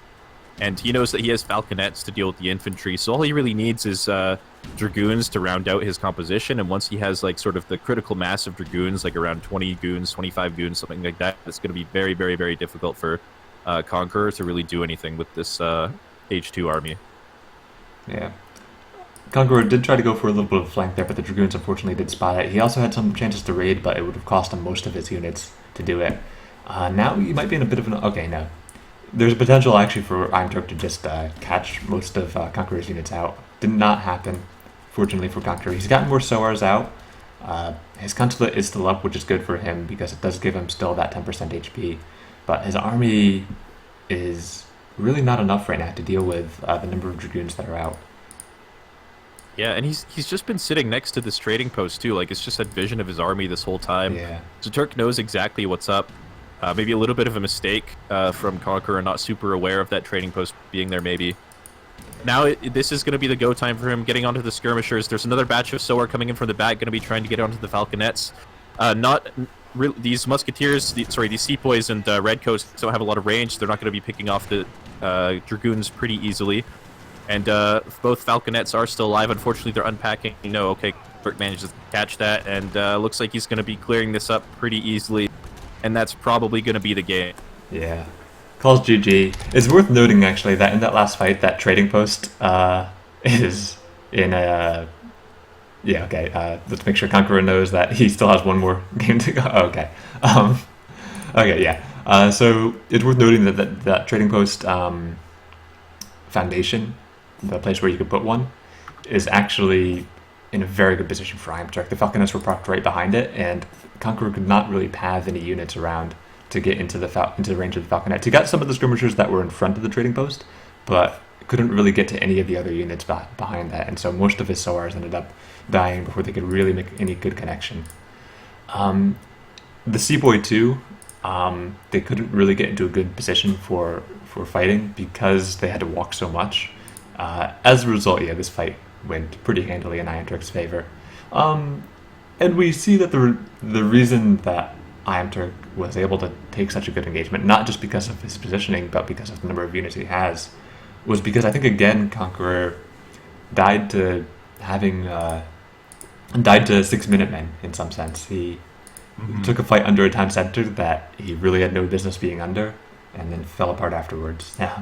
And we've seen that sort of 3 games out of him now, and I think that he does want to play a little bit more conservatively. We saw the patience out of him in game 3 when he was in the Dutch mirror.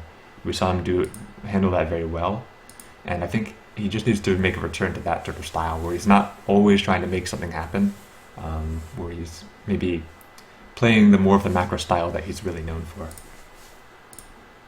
Yeah, he's not. I feel like Conqueror isn't really playing to his strengths in this series. He's trying to play very aggressively in all of these games, aside from maybe the Dutch mirror, and it's sort of proven to not really work out for him so far.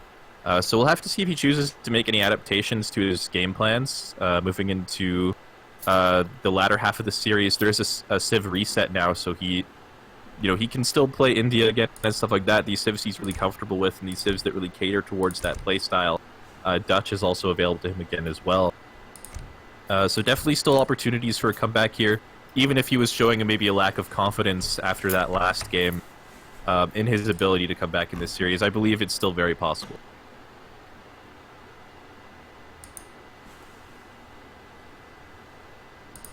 So, I believe it is now Conqueror's turn to make his pick. This is High Plains, which is a map known for having a lot of trading posts, as we can see in this wonderful little thumbnail over here. And I should let the players know, if they haven't already, that the civs are reset. They can play whatever civ they would like to. And Conqueror we'll have to see what he goes for.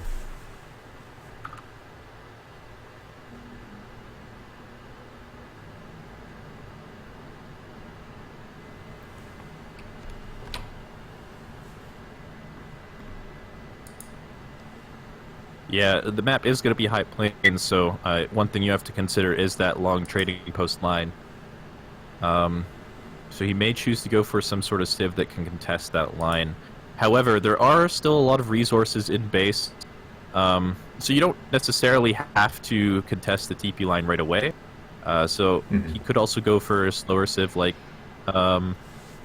maybe Dutch or something like that. Get up to Fortress and then start dealing with the TP line if Turk chooses to go for anything that can really make use of it. However, I do remember Conqueror has played Ottomans a few times on this map, which is also a pretty strong civ with all these trading posts. Yeah. So, yeah, it's an option that's available to him. Yeah. Looks like he's just going to be taking his time to think about that. Yeah. Meanwhile, for Turk, I'm not as familiar with Turk's civ pool as I am with Conqueror's civ pool. I don't think he plays a lot of civs that can really make effective use of that stagecoach line, at least not very easily. I don't think he plays a lot of Spain or Portugal, for example, so not going to be using the advanced trading post. I think he's played a little bit of auto, but not a whole lot. Yeah. We have a bit of data on the civs that they've played on this map. Looks like on High Plains, iamturk has played French once, and Conqueror has played Dutch once and India once. So usually I think the series, in this tournament of course, the series haven't really gotten to the point where we get onto High Plains. A lot of best of fives would only get to High Plains in the 5th match. I'm guessing also sometimes High Plains might have been vetoed. So we don't have too much data, but we do know that Conqueror has gone with Dutch and India. We do know that Turk has gone with French. And because the civs are reset, this is all of those civs are available to them. Okay, Portugal for Conqueror. So he's going to be going for, likely going to be going for advanced trading post, I should say. It's not set in stone for sure. Actually going to be responding with Ottomans. And this is a pretty interesting matchup on this map. Ottomans, of course, is going to make the ATP play very difficult for Portugal. However, with the additional town centers and stuff like that, any aggressive sort of play from Otto is going to be also pretty challenging to get away with. And, you know, the later the game goes, even if Turk has control over the majority of the trading posts, it's still going to be difficult for him just because Portugal has such a strong economy the longer the game goes with those additional town centers and how hard it is to pressure those villagers. I don't think we've seen a lot of Portuguese out of this tournament, and so I'm excited to see them coming back a little bit here. Now, yeah, it doesn't seem to be a civilization that a lot of people are really comfortable with. Yeah. But they're definitely a very strong civilization, from what we've seen. Yeah, I know that they were popular back in 2016 when they had, or early 2017 when they had the 80 food villagers. The 80 food villagers, even cheaper than they are now. Yeah. I believe now they're at 85, or is it 90? It is 85, I believe. Okay. Yeah. So still quite cheap, but maybe not quite as cheap as they used to be. Mm-hmm. Going to be coming across 80 wood for Conqueror. That's pretty good. Knows that he's pretty safe to take this, I think. Turk, of course, playing auto, has to go for a trading post. And likely is going to be building a trading post on the top side of the map, just because that's usually where you get your first pass. But actually, yeah, it's a mosque. Going to be stopping for this 50 wood, and he's not going to be getting the first pass as a result. Well, actually, iamturk didn't even maybe he's start. not even going to be going for a trading post. I am confused. He had a 400 wood start because he's made a house, a mosque. No, wait, no, it's a 300 wood start. Sorry, mosque is only 100 wood. But yeah, he started with a mosque. I wonder if that was instead. maybe a mistake. Maybe he didn't intend to actually build the mosque, and but he placed it maybe out of habit or something like that, and then realized he didn't have enough wood for a trading post. I'm not really sure. That's not a great position to be in for sure. Yeah, it's interesting because so the history of Ottomans and mosques is been on vanilla. They were kind of a terrible thing that nobody really wanted to make partially because they were 250 wood, and you could just make a trading post instead. On the Asian dynasties, once Ottomans got a nerf to their wood crate start, and they couldn't make a trading post at the beginning of the game every time, they kind of had to start making mosques, and Ottomans were just not fun to play. But then once that new RE patch came out, this was a while ago when trading posts became 200 wood again, Ottomans just every game would start with trading posts, and they became one of the top civs. Wait. You know what he might be doing actually? He sent his shipment, and he has only 11 population, so he's actually saving that wood because he's going for advanced TP, maybe? Oh no, okay, I'm wrong. Oh, okay. Three settlers has to ride. He does have advanced trading post in his deck, though. I thought maybe that was why he didn't want to build the trading post right away. Wanted to just wait for the cheaper TP, but no, I'm wrong. I called that wrong. Instead, we're going to see advanced trading post coming out of the Portugal player. Going to be dropping that first TP. And I wonder if he's noticed that the Ottomans have not yet gone for a trading post. Looks like he is chopping wood now. Will likely be using that for a trading post of his own, but it's definitely... I feel like it's definitely not ideal, like the mosque, yeah, it does give you an XP trickle. It's pretty good for the cost. I guess 100 wood for a 0.7 XP trickle's pretty good, but you'd probably rather have a trading post. I believe a trading post is roughly 1 XP per second, so it's quite a bit better. It also, gives you that first pass a little bit sooner, so upon construction, it's worth a little bit more than 1 XP per second, gets you that 3 villager shipment sooner. So this is going to be a little bit of an awkward sort of Ottoman build, it seems. He's also not gone for another trading post yet. I'm really confused. Wait, is he going for natives? He's standing next to the Cheyenne post. Yeah, I could see that. So he got the millet system, or millet system, the tech, which is the first... I was waiting for ATP to come in before he went for that. Okay. Okay, yeah, he did go for millet system, you're right. And Makes sense. Millet system's really cheap, and it does maybe make the villagers train a little bit faster, but... sorry, go on. yeah, I'm still trying to figure out exactly what he's going for. So he's made one TP, or he's making one. He's got another one that a villager's walking over to. Both of these are interestingly on his opponent's side of the map. Well, I guess that makes sense because you can get over them more quickly, but it does take a while that as a result for this second trading post to go up. And maybe he'll go for a third trading post. I don't like a real one that actually goes onto the trade line. Looks like that's where he's going. Yeah, but this is a really awkward sort of build. It looks like he doesn't have a shipment available yet either after that ATP. Yeah. So, you know, he's given Portugal a lot of time to get his own trading posts up, and he hasn't really gotten anything in return. It's also going to be pretty awkward for him to continue investing in trading posts if that was his intention when he's training Cheyenne riders, which are very wood-heavy units costing 110 wood and 40 food. They are going to pick up one vill right away, which is nice, but I guess...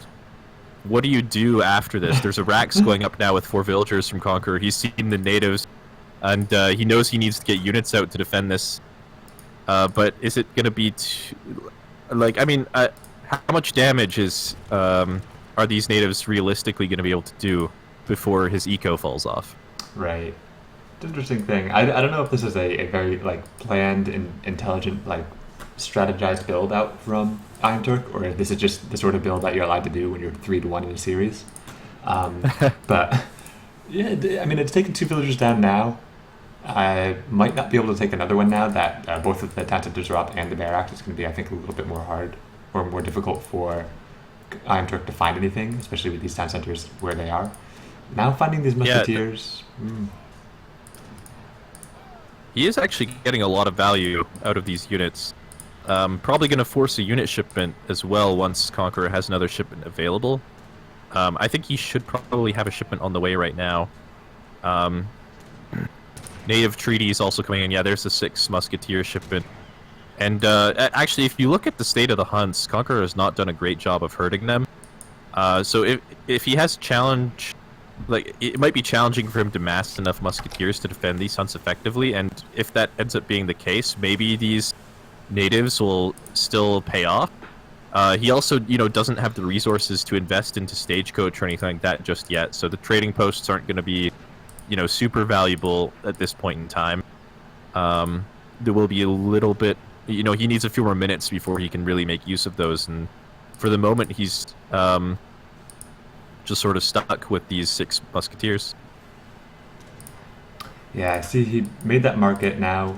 Probably, honestly, just not to get any of the text, but just to be able to send some of his wood over into food and gold, which is stuff that he desperately needs right now. We do see Colonial Militia coming out from Conqueror.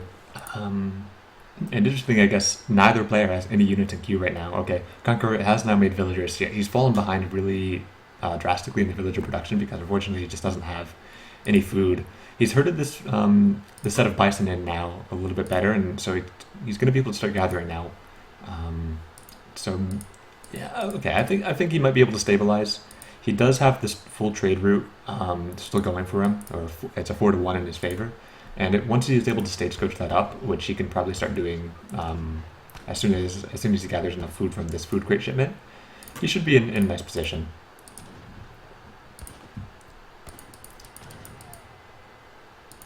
Yeah, and really the Colonial Militia isn't even an overreaction to this. Like, he knows that he has the majority of the trading post line. He knows that Ottoman's economy is mostly reliant on trading posts, so, you know, Colonial Militia, as long as it just keeps him alive, he knows that he'll have a pretty strong economic advantage. And Turk's actually aging up to Fortress now behind this, which is interesting. So not going to commit too hard to the native play. And he is forcing Conqueror to send cards like Colonial Militia, but again, yeah, he just has to worry about whether or not ATP is actually... you know, whether or not the stagecoach line that he hasn't researched yet, but could research at some point, is going to be an issue. Looks like iamturk right now is just going around collecting a few treasures. He got a nice XP treasure pickup earlier. Now going to get another 320 XP pickup. So he's making up for those lack of trading posts by just having some more XP in his treasures. So he will have one shipment when he gets into Age 3, and will be close to having that second one as well. Stage 2 now came in for Conqueror, and so his economy is now looking a lot more favorable. He does have a villager lead, 23 to 21, but in addition he has a 4 to 1 trading post lead, which is about, I want to say, 12 to 15 villagers. So this is actually a substantial lead now for Conqueror in the villager count. He does. Mm-hmm. Oh, he is actually going to go for an H3 himself too, which I think is the right decision. I think the main concern now with Ottomans is that they're just going to go for some blowout with Spahi or Falconets or Mamelukes. They have a bunch of different shipments that they can send that can be a big pain to deal with, and I think it's a lot easier to deal with them in H3 than in H2. Yeah, for sure. We'll have to see. He did age with the 4 Hussars. He doesn't actually have any units in queue just yet now that he's reached Fortress. He's actually just continuing to gather gold. The only military buildings he has are these native posts at the moment, so he's not actually able to trade anything from them. I wonder if he's... I wonder exactly what he's planning to do right now.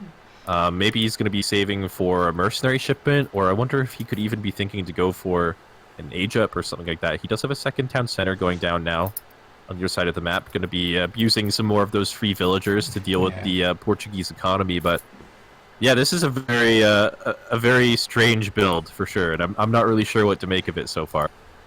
Yeah, I have to wonder, like, on multiple different levels, what iamturk's plan is. Like, what about this build makes you want to start with a mosque rather than a trading post?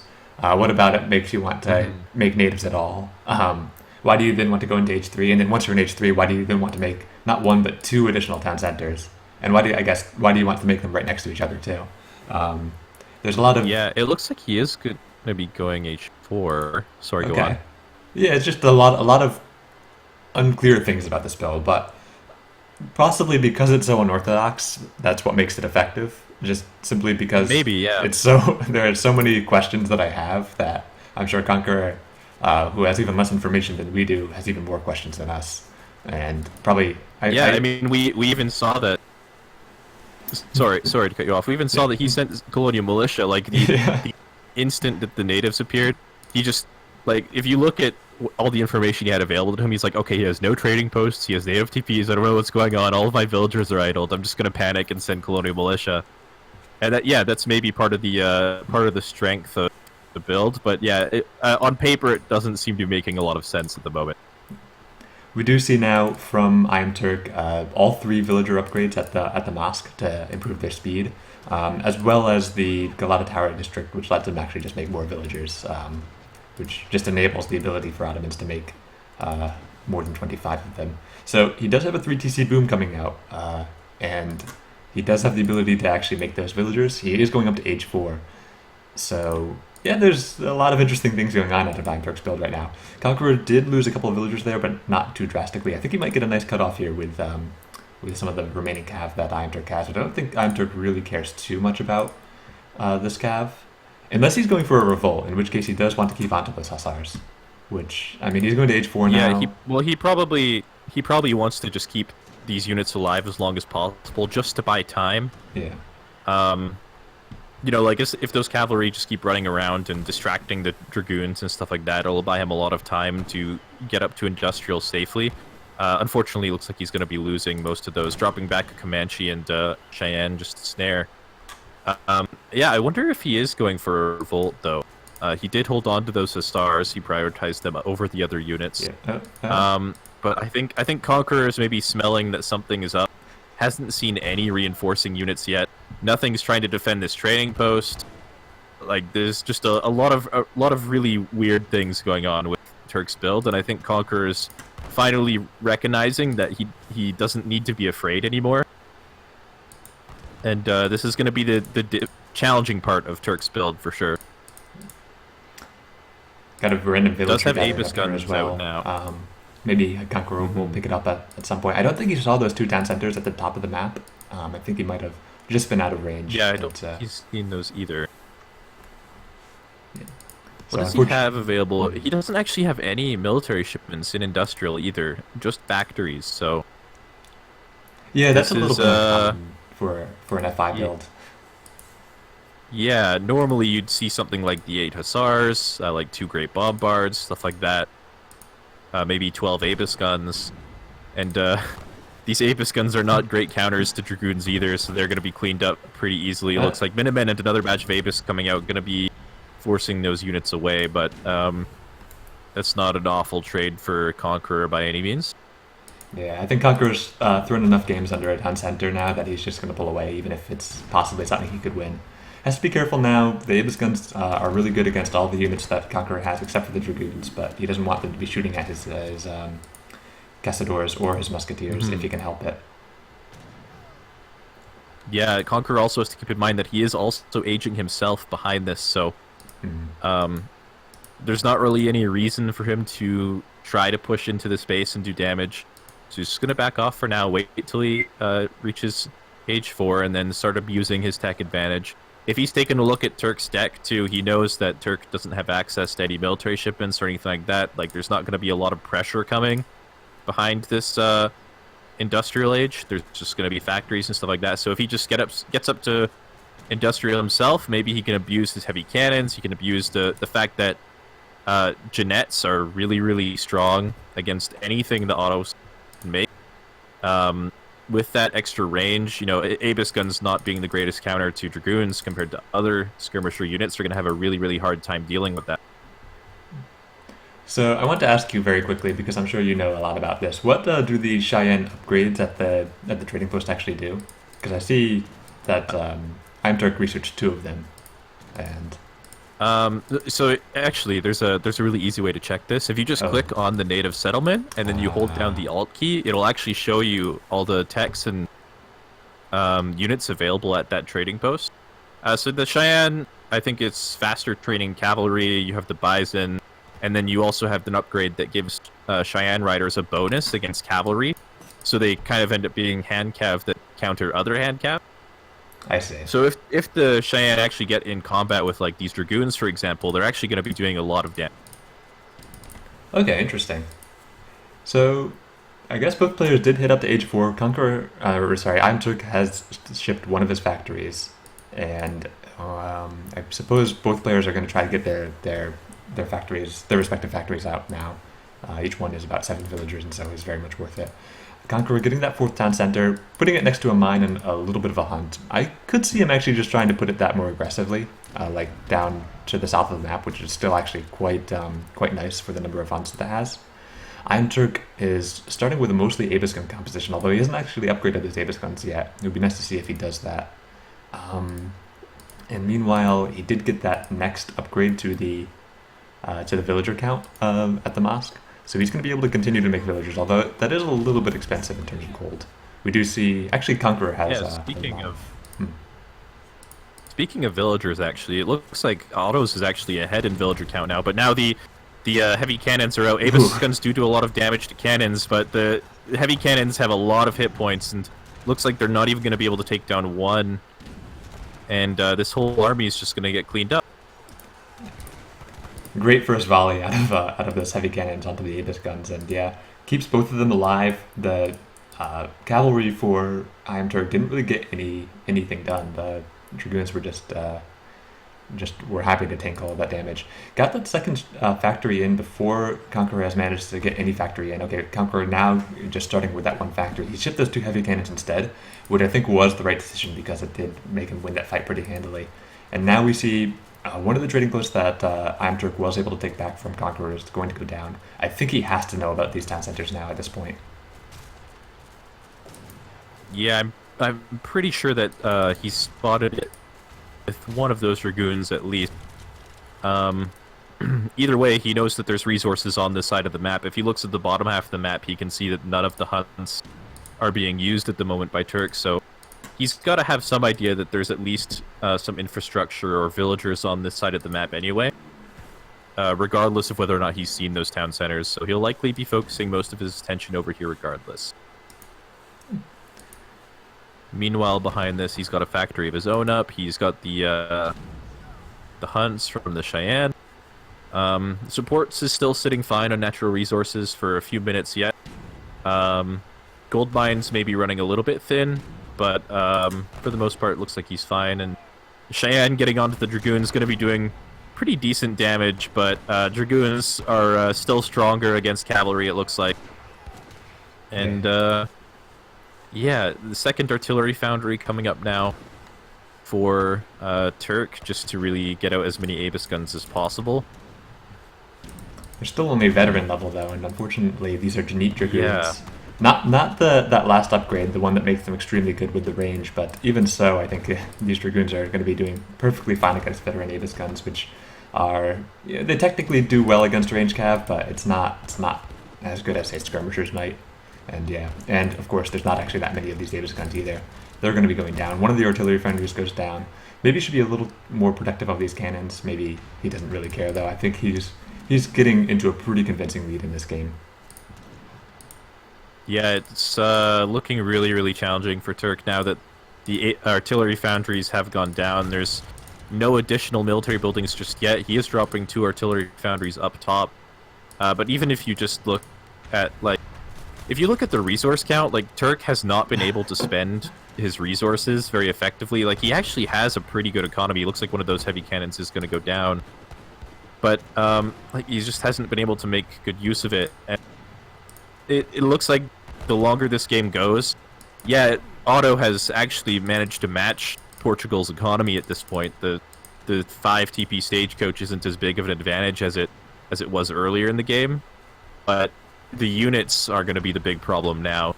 Ottoman don't have a very good, they don't have very good units in the late game. Portugal, on the other hand, has very, very strong units in the late game, especially Dragoons, which are very difficult for Otto to deal with in general. And yeah, I'm not sure what the plan is moving forward for Turk. Now that this town center is going down on the bottom as well, it's going to be, access to another 3 hunts and, an additional gold mine for Conqueror if he wants it. And Turk will have to think about transitioning to, like, mills and plantations and stuff like that. So it's looking like Conqueror's game for sure. Definitely. Conqueror's been doing pretty well maintaining his villager production too. He's, even though his villagers aren't free like iamturks are, he's been slamming villagers throughout the rest of the game. Now sitting at 111, even before you factor in his full 5 trading post line.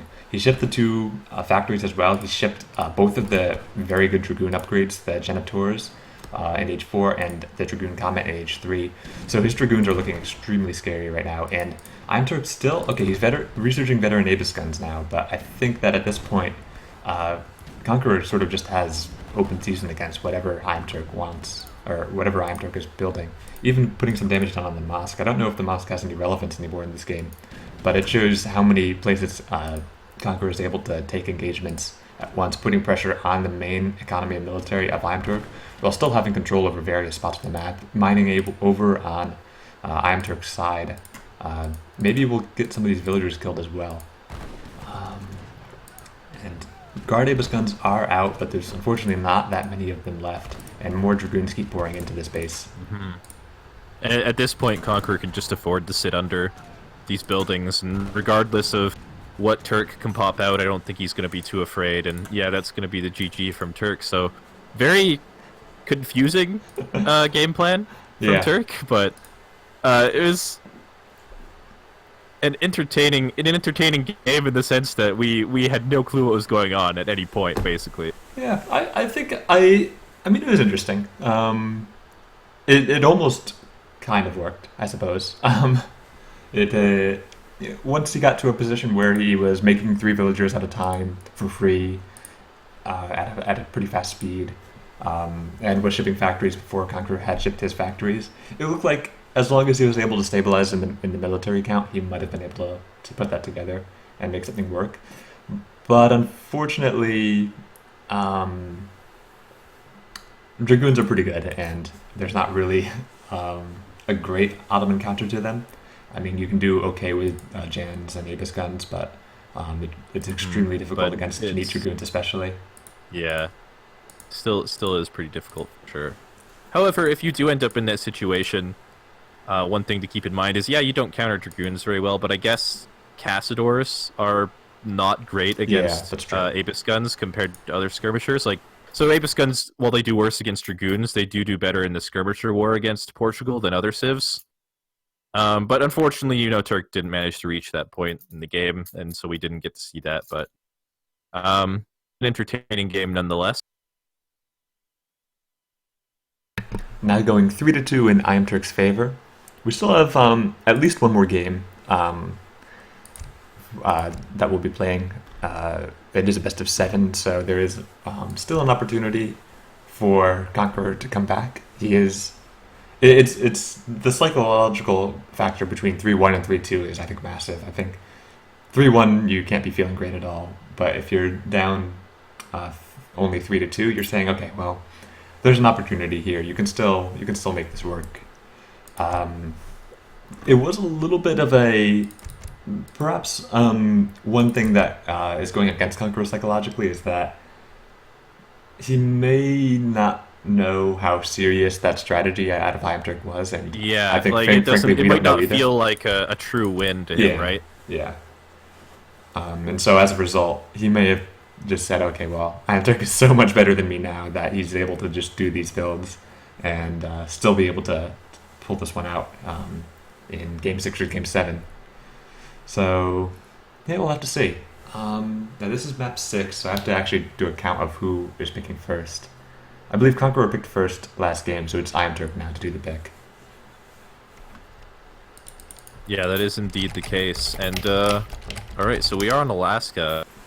I think I'm going to go out on a whim and say that Turk is probably going to pick India, just because India is such a solid civ on non-TP maps, and on a map like Alaska that has both water, which is a possibility for India, and also relatively low resources inside your base.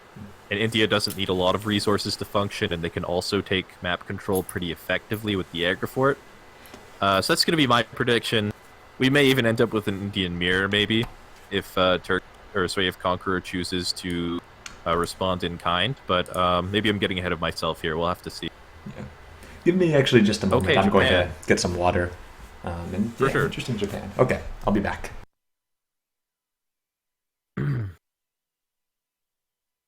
So he is going to be going with Japan on this map. That also makes sense, just because they don't really need hunts or anything like that, so Japan doesn't really need to leave their base. It's also a little bit harder for Conqueror to counter on a non-TP map, maybe. India is not the greatest civilization against Japan. Japan is a little bit weaker than India early on, but in the mid to late game, they do begin to outscale India as they have access to more unit upgrades and stuff like that. So that may be part of the thought process here behind picking Japan. However, Conqueror does have access to civs like Aztec or Russia that could potentially be very difficult for him to deal with. So we'll have to see what he chooses to pick. Looks like he's just going to pick the comfort civ, the Indians. And we'll have to see how that works out for him. He does have that stronger early game advantage. If he chooses to do a water-oriented strategy or anything like that, it is a little bit easier for India to do than it is for Japan.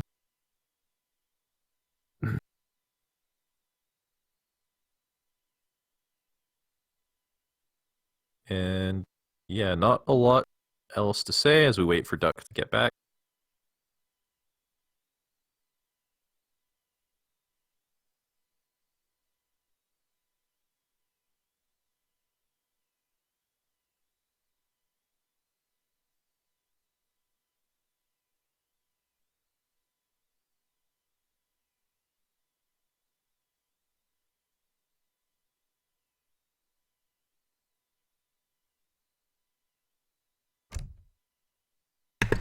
All right, we're good to go. Welcome Game back. 6 between Conqueror999 and iamturk in the second chance finals of the Autumn 2018 Championship. iamturk now leads 3-2 in a best of 7 series, but Conqueror999 was able to pull out the last game, and so it will be his opportunity to make a comeback in this series.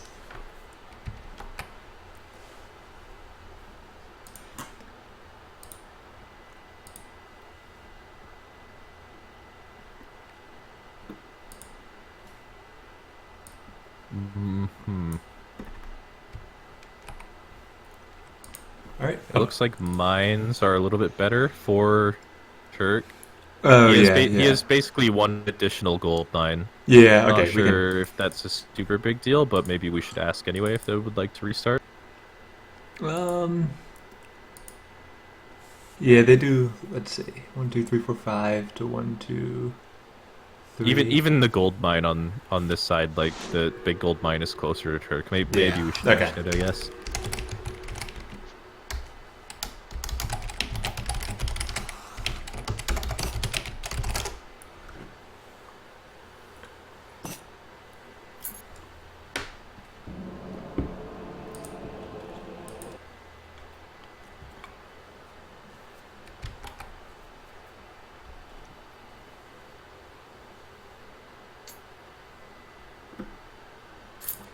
So what's your initial reaction to this matchup on this map?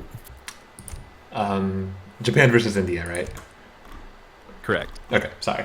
Yeah, I'm a big fan of Japan in general, and I don't mind playing them against India as long as it's not a very aggressive play from India. Then it's I find it to be a comfortable matchup. Of course, if India does go aggressively, then since I think it can become a little bit harder for Japan. But my thought here is that Conqueror, I mean, he is a macro player. He does like to play games that go long. I would expect him to play this out in that sort of style, but we've seen him not do that this series, right? We saw when he was playing India earlier, he went for an aggressive push and then followed that up with an aggressive push, and then neither of them worked. And even when he wasn't playing India, we've seen aggressive play out of him, except for the 2 games that he won. So we'll see if he's going to try to continue with the strategy that he's been going for this series, which frankly hasn't been working out too well for him, or if he tries to change it up a little bit. India is certainly capable of both, so we'll have to see.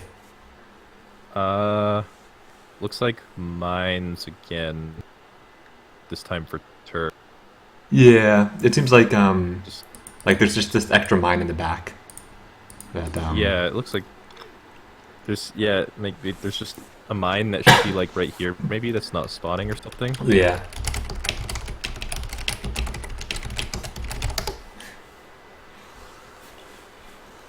We'll have to see, because it's been both on the same side each time that they're just like there's just this extra mine over here. Yeah, both on the top side. We'll try it again. Yeah. It's not something I've noticed on this map in the past, so I'm pretty sure it's not a super common theme or anything like that. Yeah.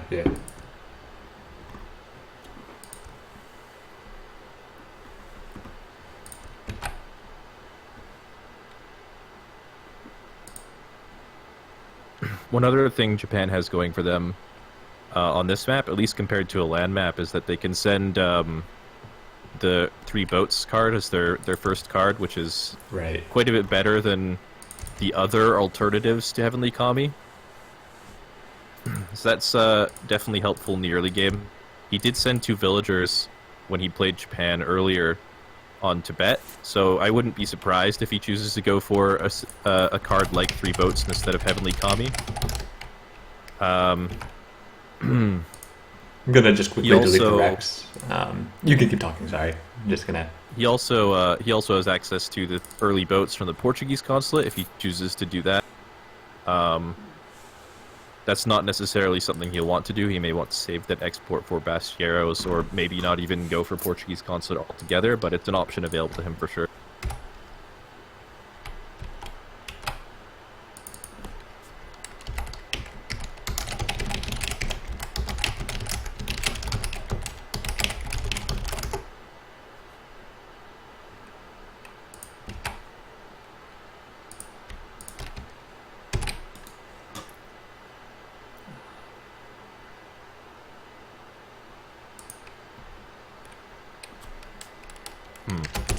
I'm actually looking at the image for Alaska, Yeah. and it looks the same as those last 2 games. It actually has a there bad. seems to be a gold mine missing Yeah. for the top player. All right. Well, we'll see what happens. I wonder if that's just something that people haven't noticed. Well, I hope not. I think we've noticed. I think we've been looking at. I mean, we've played on this map enough times. Yeah, this map has been played a lot. But yeah, it looks like again that still there's just an extra gold mine for the person on the bottom side of the map.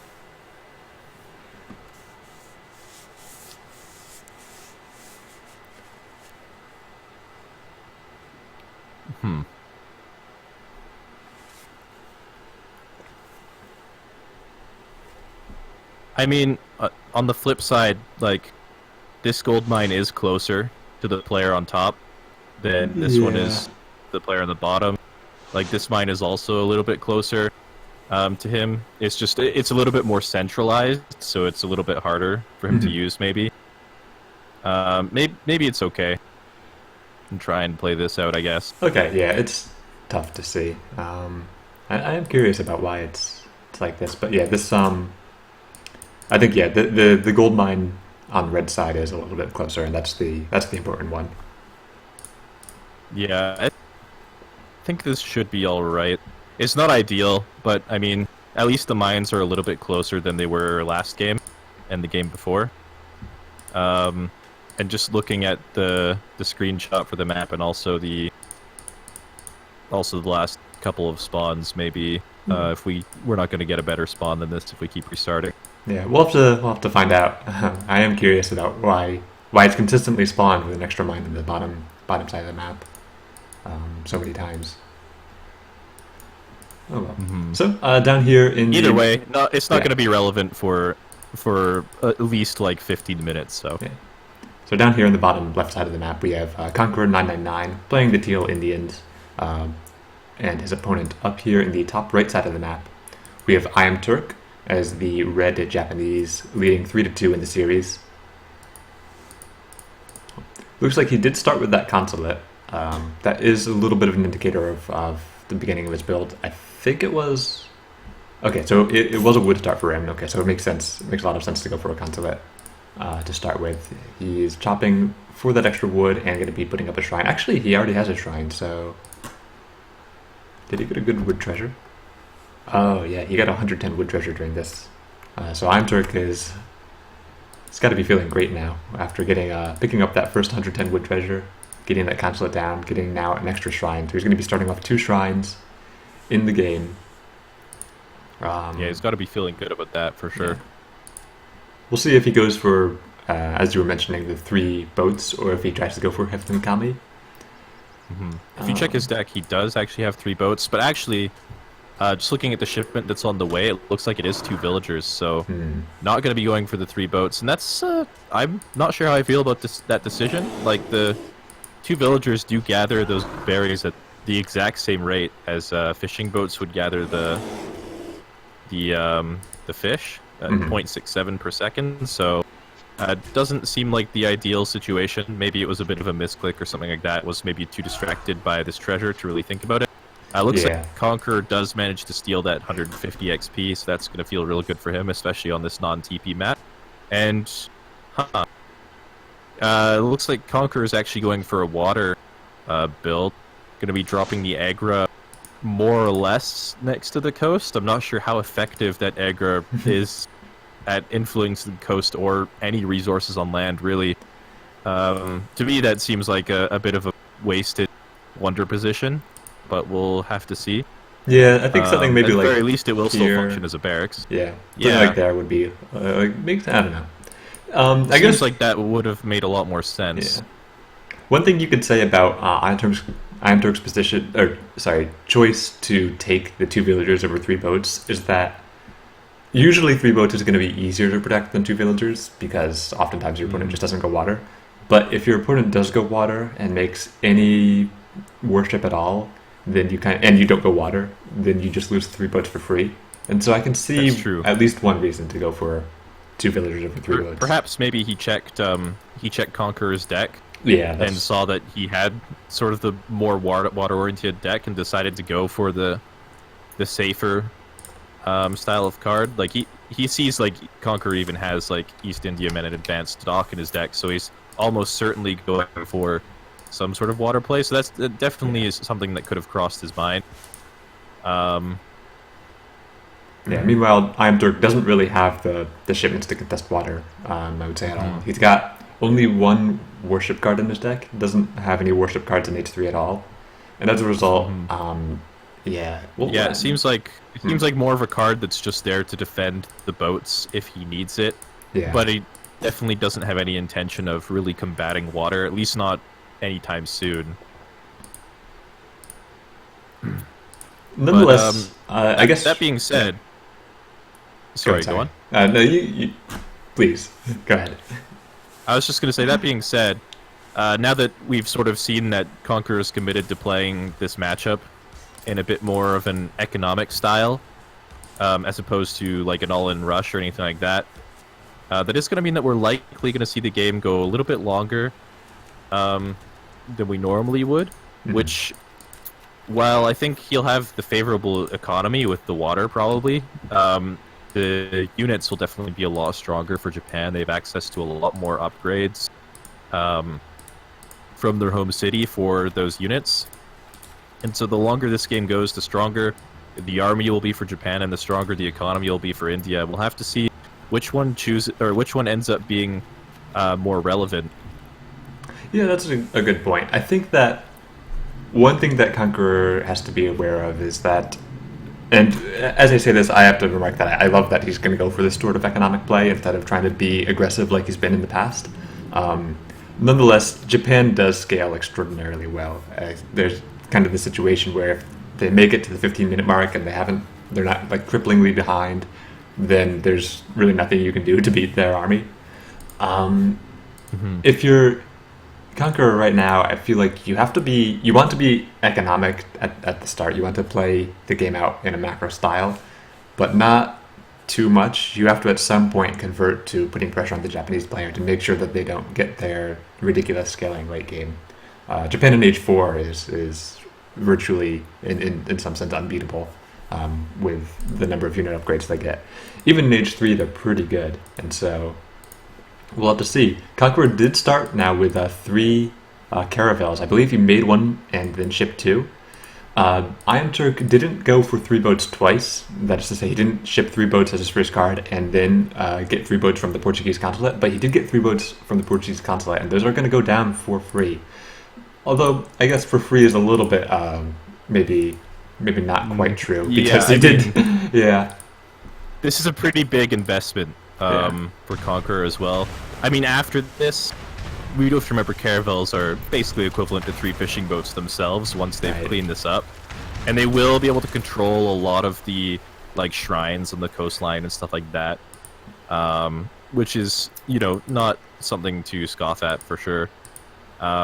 But yeah, definitely a huge investment. That's a shipment and another 400 resources into dealing with this. And I don't know, I guess it was probably an overreaction to send the 2 caravels. Making 1 caravel kind of makes sense. But I mean, if you just taken a look at Turk's deck, he could see that he shipped 2 villagers instead of 3 boats. Right. Maybe could have, known that he's not going for water or anything like that. But either way, it is going to secure him control over water for sure. Like, there's not going to be much point in Turk trying to contest it anytime soon. As a result of going for these 3 caravels, so it's not as if it doesn't have any merit to it, I guess. Yeah, just to reiterate one of the points you brought up, when you're playing against the Japanese and they have these cards that they can send twice, you get to see which cards they sent by knowing whether they have this X2 marker next to them. And so if you're paying a lot of attention, you can determine whether your opponent sent 2 villagers or 3 boats.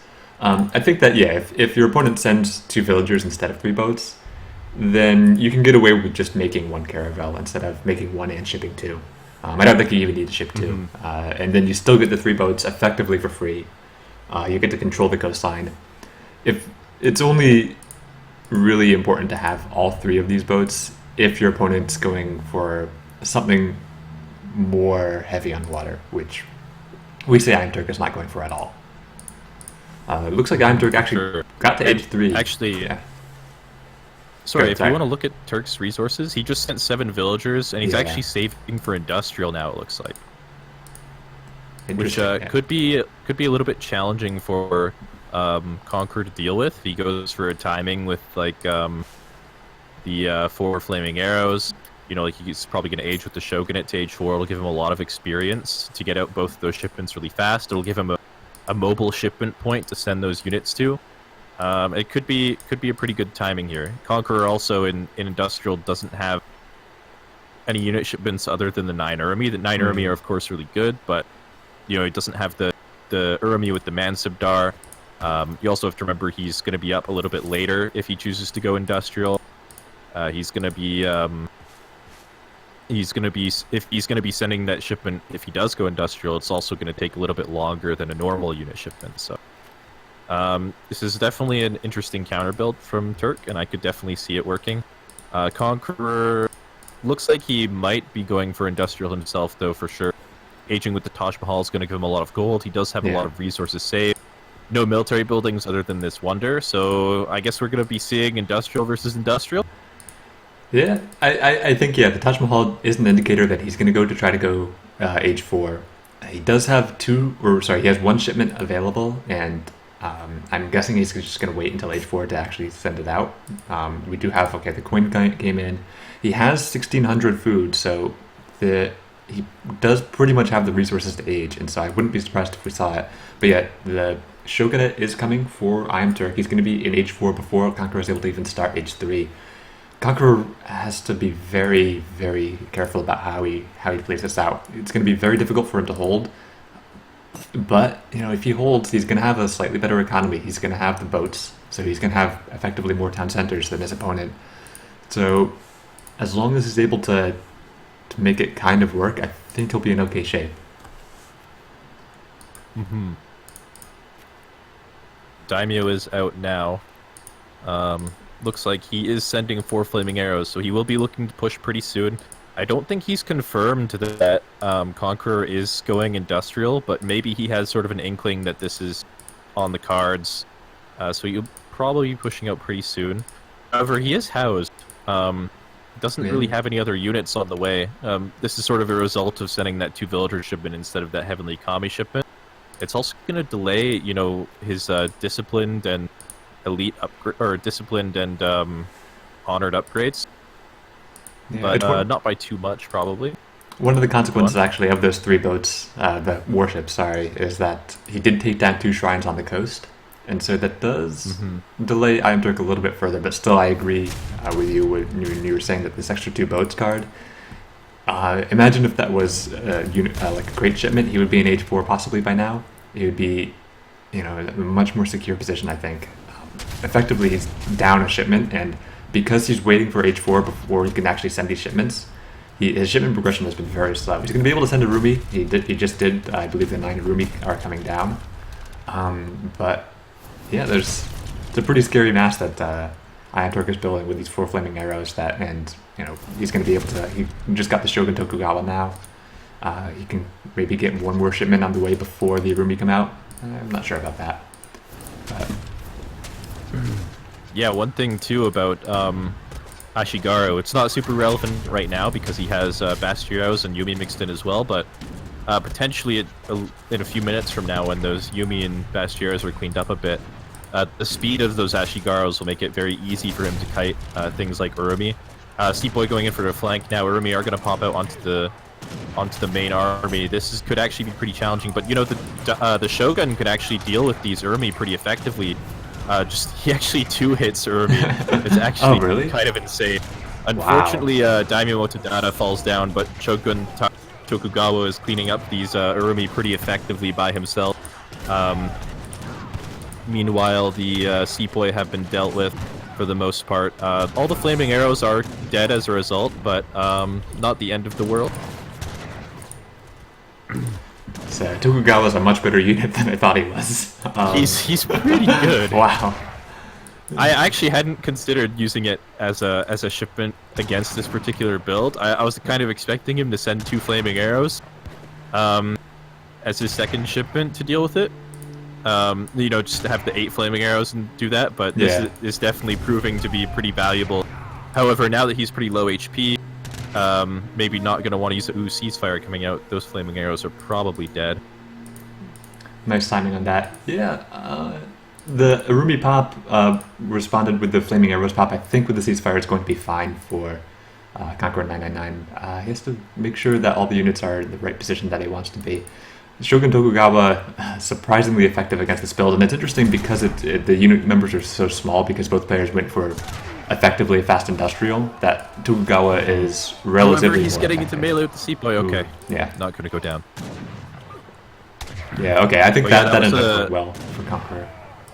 Yeah, and after the smoke clears at the end of this fight, Conqueror actually doesn't have a significantly better eco. He's also using berries instead of hunts right now, so the economy is definitely in favor of Japan at the moment, I would say. However, he doesn't have a lot of infrastructure behind this. He doesn't have a stable or anything like that. He does have 1,400 wood, so he can actually drop those pretty easily if he wants to. He also doesn't have his honored upgrade just yet, but again, he has the wood for it. But yeah, this could be a pretty scary timing if he's not careful, just because of how mismacroed he is. And he also doesn't have any military shipments left him in industrial. He's already sent both the flaming arrows and Tokugawa. He is researching Bushido now, so he will have his military buildings are essentially going to be doubly as effective as before. And he actually has to send orchards. Yeah, I was just thinking about that. He hasn't sent them yet, and okay, they just came in, but it's actually really bad for the macro right now. He's got so much food or wood and gold. These Sepoy are going to be finding this gold mine too. It looks like. Yeah, okay, Rumi coming in onto the gold mine. Unfortunately for iamturk, he just doesn't have enough food right now, and it's going to be a while before he's able to get any, unless he starts buying a bunch from the market. But even so, losing, 15 villagers there, losing even more villagers up here at the top. Another 9 Irumi coming out for Conqueror999. Tons of Sepoy as well, and these are honored Sepoy. We don't even have the we don't have disciplined Yumi yet. We don't have honored Ashigaru yet. So these units are actually better than the Japanese units in Age 4. Shogun Tokugawa as well, almost down. He can't really do any fighting anymore, and so his effectiveness against Irumi isn't really going to matter. Daimyo Masamune coming back, but I don't think it's going to be enough. Yeah, iamturk calling GG. This is part of why this build can be so effective. Like, if you win a single fight with those Urumi, it just sort of snowballs out of control. And yeah, unfortunately, it looked like Turk had a good timing, but I guess we didn't consider the fact that he wasn't going to have a shipment to spare for the orchards with that timing. Yeah, that's true. And yeah, as a result, he just actually couldn't even train any additional units. So interesting build coming out of iamturk, and it definitely looks scary for Conqueror for a bit there. But yeah, I agree. The orchards ended up after Conqueror was able to win that engagement, partially because he just had the defender's advantage there. Since iamturk didn't have any orchards to follow up, he couldn't really make use of the resources that he had banked, and it fell apart for him. We see at the end he still had a ton of resources, 800 wood, 1,500 gold. At one point he was at about 1,500 on each of those, and still was at effectively 0 food. So Conqueror was able to really take control of the game after winning that engagement. I also wanted to remark a little bit about how I really enjoyed Conqueror's patience in calling the ceasefire there. I think it was possible for him to... At the start of when he hit Age 4, I was thinking he maybe should call ceasefire right before the consulate goes down, just to protect that Ottoman consulate for a little bit. And then I thought maybe he'd call it when the Irumi pop out, just to get onto a good position. But it ended up being extremely good for him not to do it in either case, because once he was able to save that ceasefire up for later on, for the next engagement, he was able to just cleanly take that one very easily and overwhelm iamturk's army and win the game off of it. So I really enjoyed Conqueror's patience this time, and hopefully he'll show up for Game 7. Yeah, I mean, he's had a couple of interesting builds the last two games, but he hasn't really had the right deck for it either game either. He didn't have any military shipments in the Ottoman game when he reached industrial, and in the Japanese game, I mean, I guess he had military shipments, but maybe he could have had more shipments. Maybe the build could have been thought through a little bit better. You know, maybe instead of 7 villagers, maybe he sends 2 orchards just to get himself set up for later. But yeah, either way, Conqueror is tying up the series, moving into the 7th and final game of the series on Kamchatka. It is Conqueror's pick, so Turk has a slight advantage here in the final game, but we'll have to see how big of an advantage that really turns out to be coming off of 2 losses. I think Conqueror, or actually to speak a little bit about Kamchatka, I think it's a great final map. It's considered kind of like a very standard map in the ESOC map pool. There's a lot of different viable strategies on it. It's not too crazy with the number of, say, trading posts there are. Some people don't like the fact that it doesn't have water, but that does make for a different kind of game that often has what we would consider to be standard play, which I always like to see in Game 7.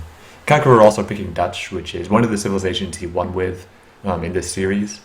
And it's exciting to see him go for one of his comfort picks again, and also one of the civs where he is able to play that macro style. Yeah, definitely. I'm not sure what Turk will choose to do. I wonder if he'll choose to go for the mirror again. Does he have an Ottoman, or I mean, does he have a Russian civilization available now? That was the civ that he wanted to pick originally into them. No, he doesn't have a home city yet. I wonder if he'll choose to make one this time. But yeah, we'll have to see.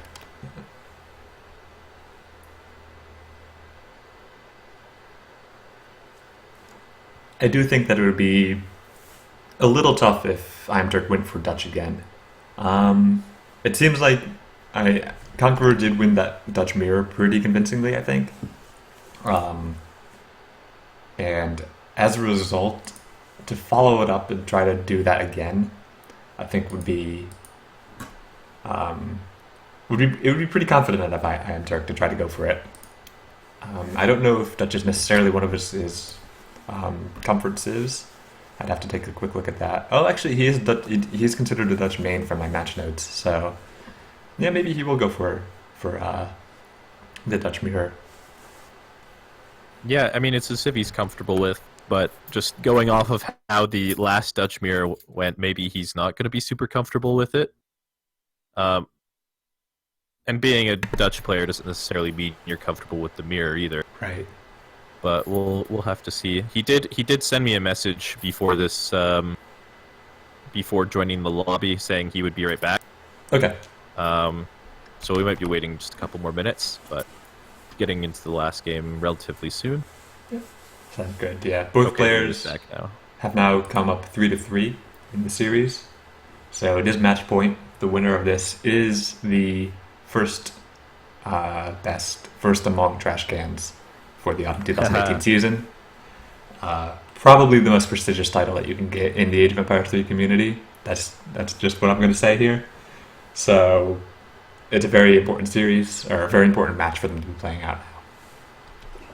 It is a title, unfortunately. I've never even had the opportunity to compete for. Yeah. Unfortunately, I haven't had the honor. Yeah, it's a rough qualification process to be able to be allowed to play in it. Not everybody is even able to be playing in it.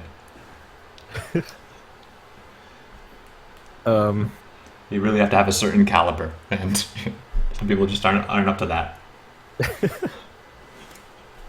All right, it is going to be the mirror. Okay. So I wonder how he'll decide to change up his game plan compared to last time. Okay, last time didn't work out for him. Sorry. Sorry, I just I unready because I had to switch to Dutch, and then okay, we're good. Perfect. It is the age of Dutch.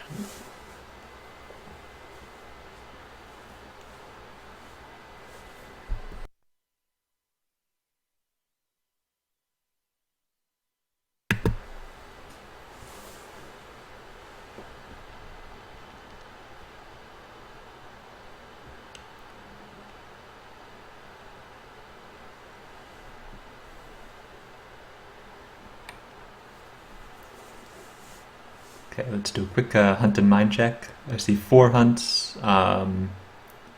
4. Looks pretty symmetrical, I think. Yeah. 3 hunts within range of both players' town centers, 2 gold mines. Yeah. Looks like gold mines on each side of the map as well. Yeah. So. So, what were you gonna say? Sorry. Oh yeah, it just looks like one of iamturk's hunts is actually 2 hunts in disguise, and so it was making me think it's a little bit unbalanced, but it's yeah. So Yes, up here in the hiding. northwestern side of the map, we have Iamturk as the Red Dutch. Down here in the southeastern side of the map, we have Conquerer999, the Teal Dutch.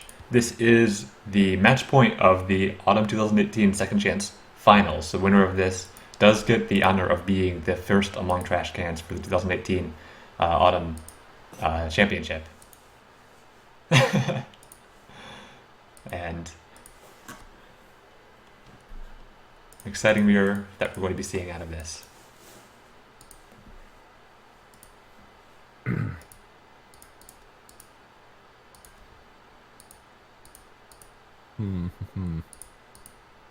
Yeah, not a whole lot going on just yet. Neither player going to go for a 14 village up or anything sneaky like that, so probably going to be seeing the same sort of standard start that we saw last time. Going to have to wait until that 700 wood shipment, see how they invest that 700 wood to really determine how this game is going to go. Not quite getting the snare there when Turk was just walking past that explorer there. I see. Yeah. But yeah, it's I'm really interested to see if Turk chooses to change up the way he played the matchup. I expect he will. But I wonder if it's going to be actually more aggressive or less aggressive. Right. That's a good question. Because that's kind of the two options. Because he kind of went a little bit half and half, I'd say, last game. Maybe if he'd committed more, it could have been scary. Maybe if he'd just boomed more, he wouldn't have had to think about it. At the same time, Conqueror could also think about how Turk, did play aggressively last game. Maybe he'll be a bit more prepared for that sort of aggression. Maybe he'll do a bit more scouting. Last game, he didn't scout until the Hussars were basically already out of the stable. But anyway, both players moving to the middle map, going to be looking at this 90 wood. Conqueror does spot the Dutch explorer moving across. Going to be cutting back. The macaque is a slight advantage in this fight, but nothing too huge with explorers being so full HP. Both players probably not going to be able to even start this treasure unless they're super confident that they can take it. Yeah, both players have tried to take it, or both players have seen it multiple times now, but neither player really wants to move in on it because you're basically opening yourself up to a 50-50, and you're losing the explorer HP to do it, so it's not really a positive. Both the envoys just keeping eyes on it too. Yeah. But yeah, Turk's just going to move into the top side of the map. He knows that Conqueror, sort of since he walked towards the south when he was running away from his explorer, he has a bit of a tempo advantage if he walks to the top, so he can grab this 40 wood for free, scout out the rest of the treasures. Does see the explorer now. Yeah, does manage to pick up the treasure for free. And now that he's seen the explorer walking to the top side, I wonder if he's just going to go sit near this 90 wood, wait for his crack shot to come back up. I don't think he knows about the 85 wood, so they could end up maybe going for sort of a trade. Yeah, Conqueror's just going to start that. And Turk is not going to know that that's started right away. He also doesn't have a crack shot up just yet, so Conqueror could actually take this and then maybe just walk back to the 90 wood and try and contest that. Does spot the treasure now, but not going to be able to contest. Yeah, it's far too late for him to actually do anything about it, and he's going to be walking back down to this 90 wood treasure. But because he was waiting and kind of walked up and now realized that he can't really take it and is walking back, there is a chance for Conqueror to just go for it. I don't think he is. Well, he might. Okay, so Iamturk is going to go for it. And Conqueror unfortunately didn't. Yeah, and Conqueror didn't move his explorer right away, so yeah, Turk will pick this up pretty easily. So yeah, it's just going to be a trade, 85 wood for 90 wood. Not a big deal. both players looks like they're just doing this same old standard start. Going to be dropping that second bank off of the 400 wood. 700 wood is going to be on the way, and we'll wait to see how they spend that 700 wood. Yep. I think iamturk did get the bank up a little bit sooner, but nothing substantial. And it seems like, yeah, both players are content to just play this out pretty standardly so far. We'll see if iamturk does go for the 3 bank into stable, or I think it was actually technically 2 banks stable, then another bank, or if he goes for the full 5 bank, as we saw Conqueror do last time. We do have that second bank going up for both players now. So the divergence in builds may take a while, or it may start very soon. 700 wood coming down for both players. This is sort of the moment where we'll see how each player tries to spend their resources. Stable going up for Conqueror actually this time. So that is a divergence. He maybe wants the units out a little bit earlier than last time to deal with any early aggression. He is also moving both of his scouting units into Turk's base a little bit earlier than last game, wants to really identify what Turk is up to.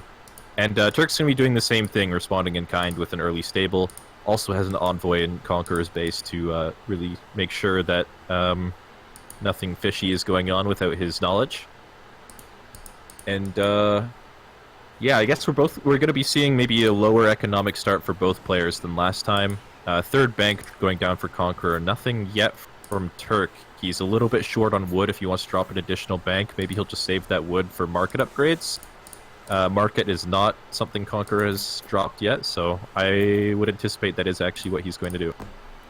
Yeah, we see, okay, both players did go for the 2 bank into stable, but then Conqueror decided to make a third bank, now 4 with the bank wagon. iamturk, meanwhile, has just stayed on 3 banks. He did make that market instead, but yeah, we saw that he was 4, or I think 6 wood short of that 4th bank, but it looks like he wasn't planning to go for it anyway. Both players now have hussars in queue. I think iamturks are a little bit earlier out. He got the full 5 batch. We'll see if Conqueror can manage that 5 batch as well.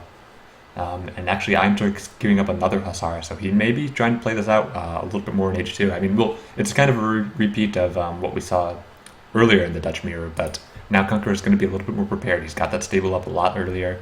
Yeah, He's going to get... except he didn't actually finish this house, so he only gets out a batch of 4, unfortunately. Okay. That's probably not going to be a super big deal. I wonder if that explorer actually spotted the hussars as they ran past there. But yeah, Turk's going to be waiting for that second batch of hussars before pushing in, it looks like. Also dropping a rack, so he's actually doing the same thing he did last time. Looks like he might be dropping pikemen into queue pretty soon. And, you know, it didn't work out last time. I wonder how effective it's going to be this time. Conqueror is investing more into colonial, so maybe he'll have more time for it to pay off, but there is still going to be that economic disadvantage to keep in mind. Yeah, unfortunate thing for Conqueror, he looked at this 5% discount on coin cost, which is a phenomenal treasure to get, but he lost his Explorer, so he's just not going to pick this up. Yeah, really that would be a great treasure for Dutch, for sure. Yeah.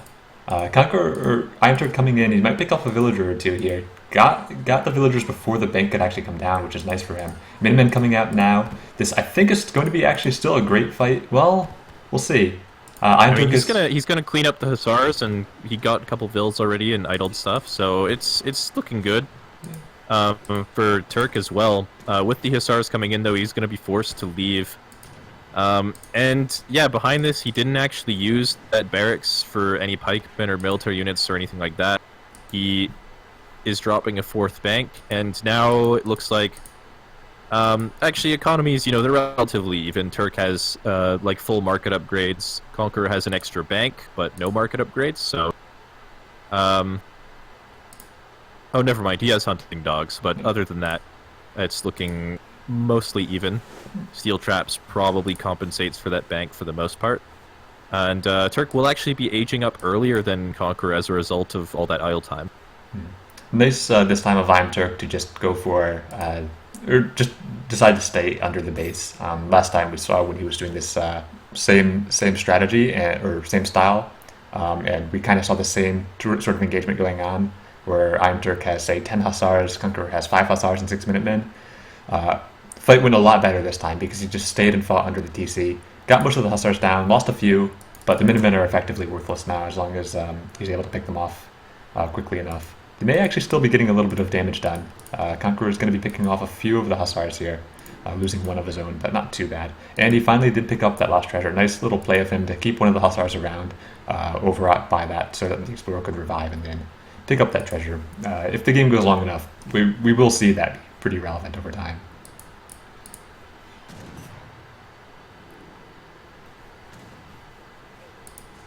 Seems like actually... Yeah, so he does manage to reach Fortress first. I wonder if this timing, this little Hussar push is going to dissuade him from sending 1,000 wood. I would imagine it doesn't, but if it does, that could be a nice pickup for Conqueror. I feel like he kind of needs the 1,000 wood if he wants to get that last bank in. He's also, hurting on infrastructure. Like, he'd probably want another military building and some houses. So I'm expecting 1,000 wood for both players still, but we'll have to see. Yeah. Conqueror also did feel like maybe he was a bit, forced to send 700 food as a result of that pressure. So that's also a really nice pickup for Turk. So he's got to be feeling good about this position. He might be a little bit concerned because he doesn't have the 5th bank up yet, but definitely from our point of view, I'm saying that it looks pretty good for him. Yeah, I think, as you were saying, the 700 food was unfortunate that Conqueror had to send it because it's not nearly as good as, say, 1,000 wood. He is getting that 1,000 wood down now, but it's kind of a shipment that it's almost a wasted shipment in the shipment progression. I think he'd be a lot happier sending, say, 9 Reuters or 8 skirmishers. Getting that 2nd barracks down, we do see a barracks and a stable, or making for a total of 2 barracks, 1 stable. From iamturk, we have also 2 barracks, 1 stable, and that 5th bank is coming down, so the economies are going to be evening out here. Neither player, I would say, has taken a decisive advantage yet, but I do like how iamturk has gotten that 8 skirmishers over that 700 food. That said, I do think that Conqueror's cute little treasure pickup there will pay off over time if the game keeps going the way it seems to be going.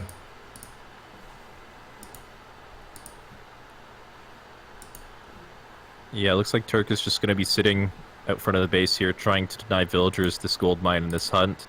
Also just keeping tabs on what Conqueror is doing.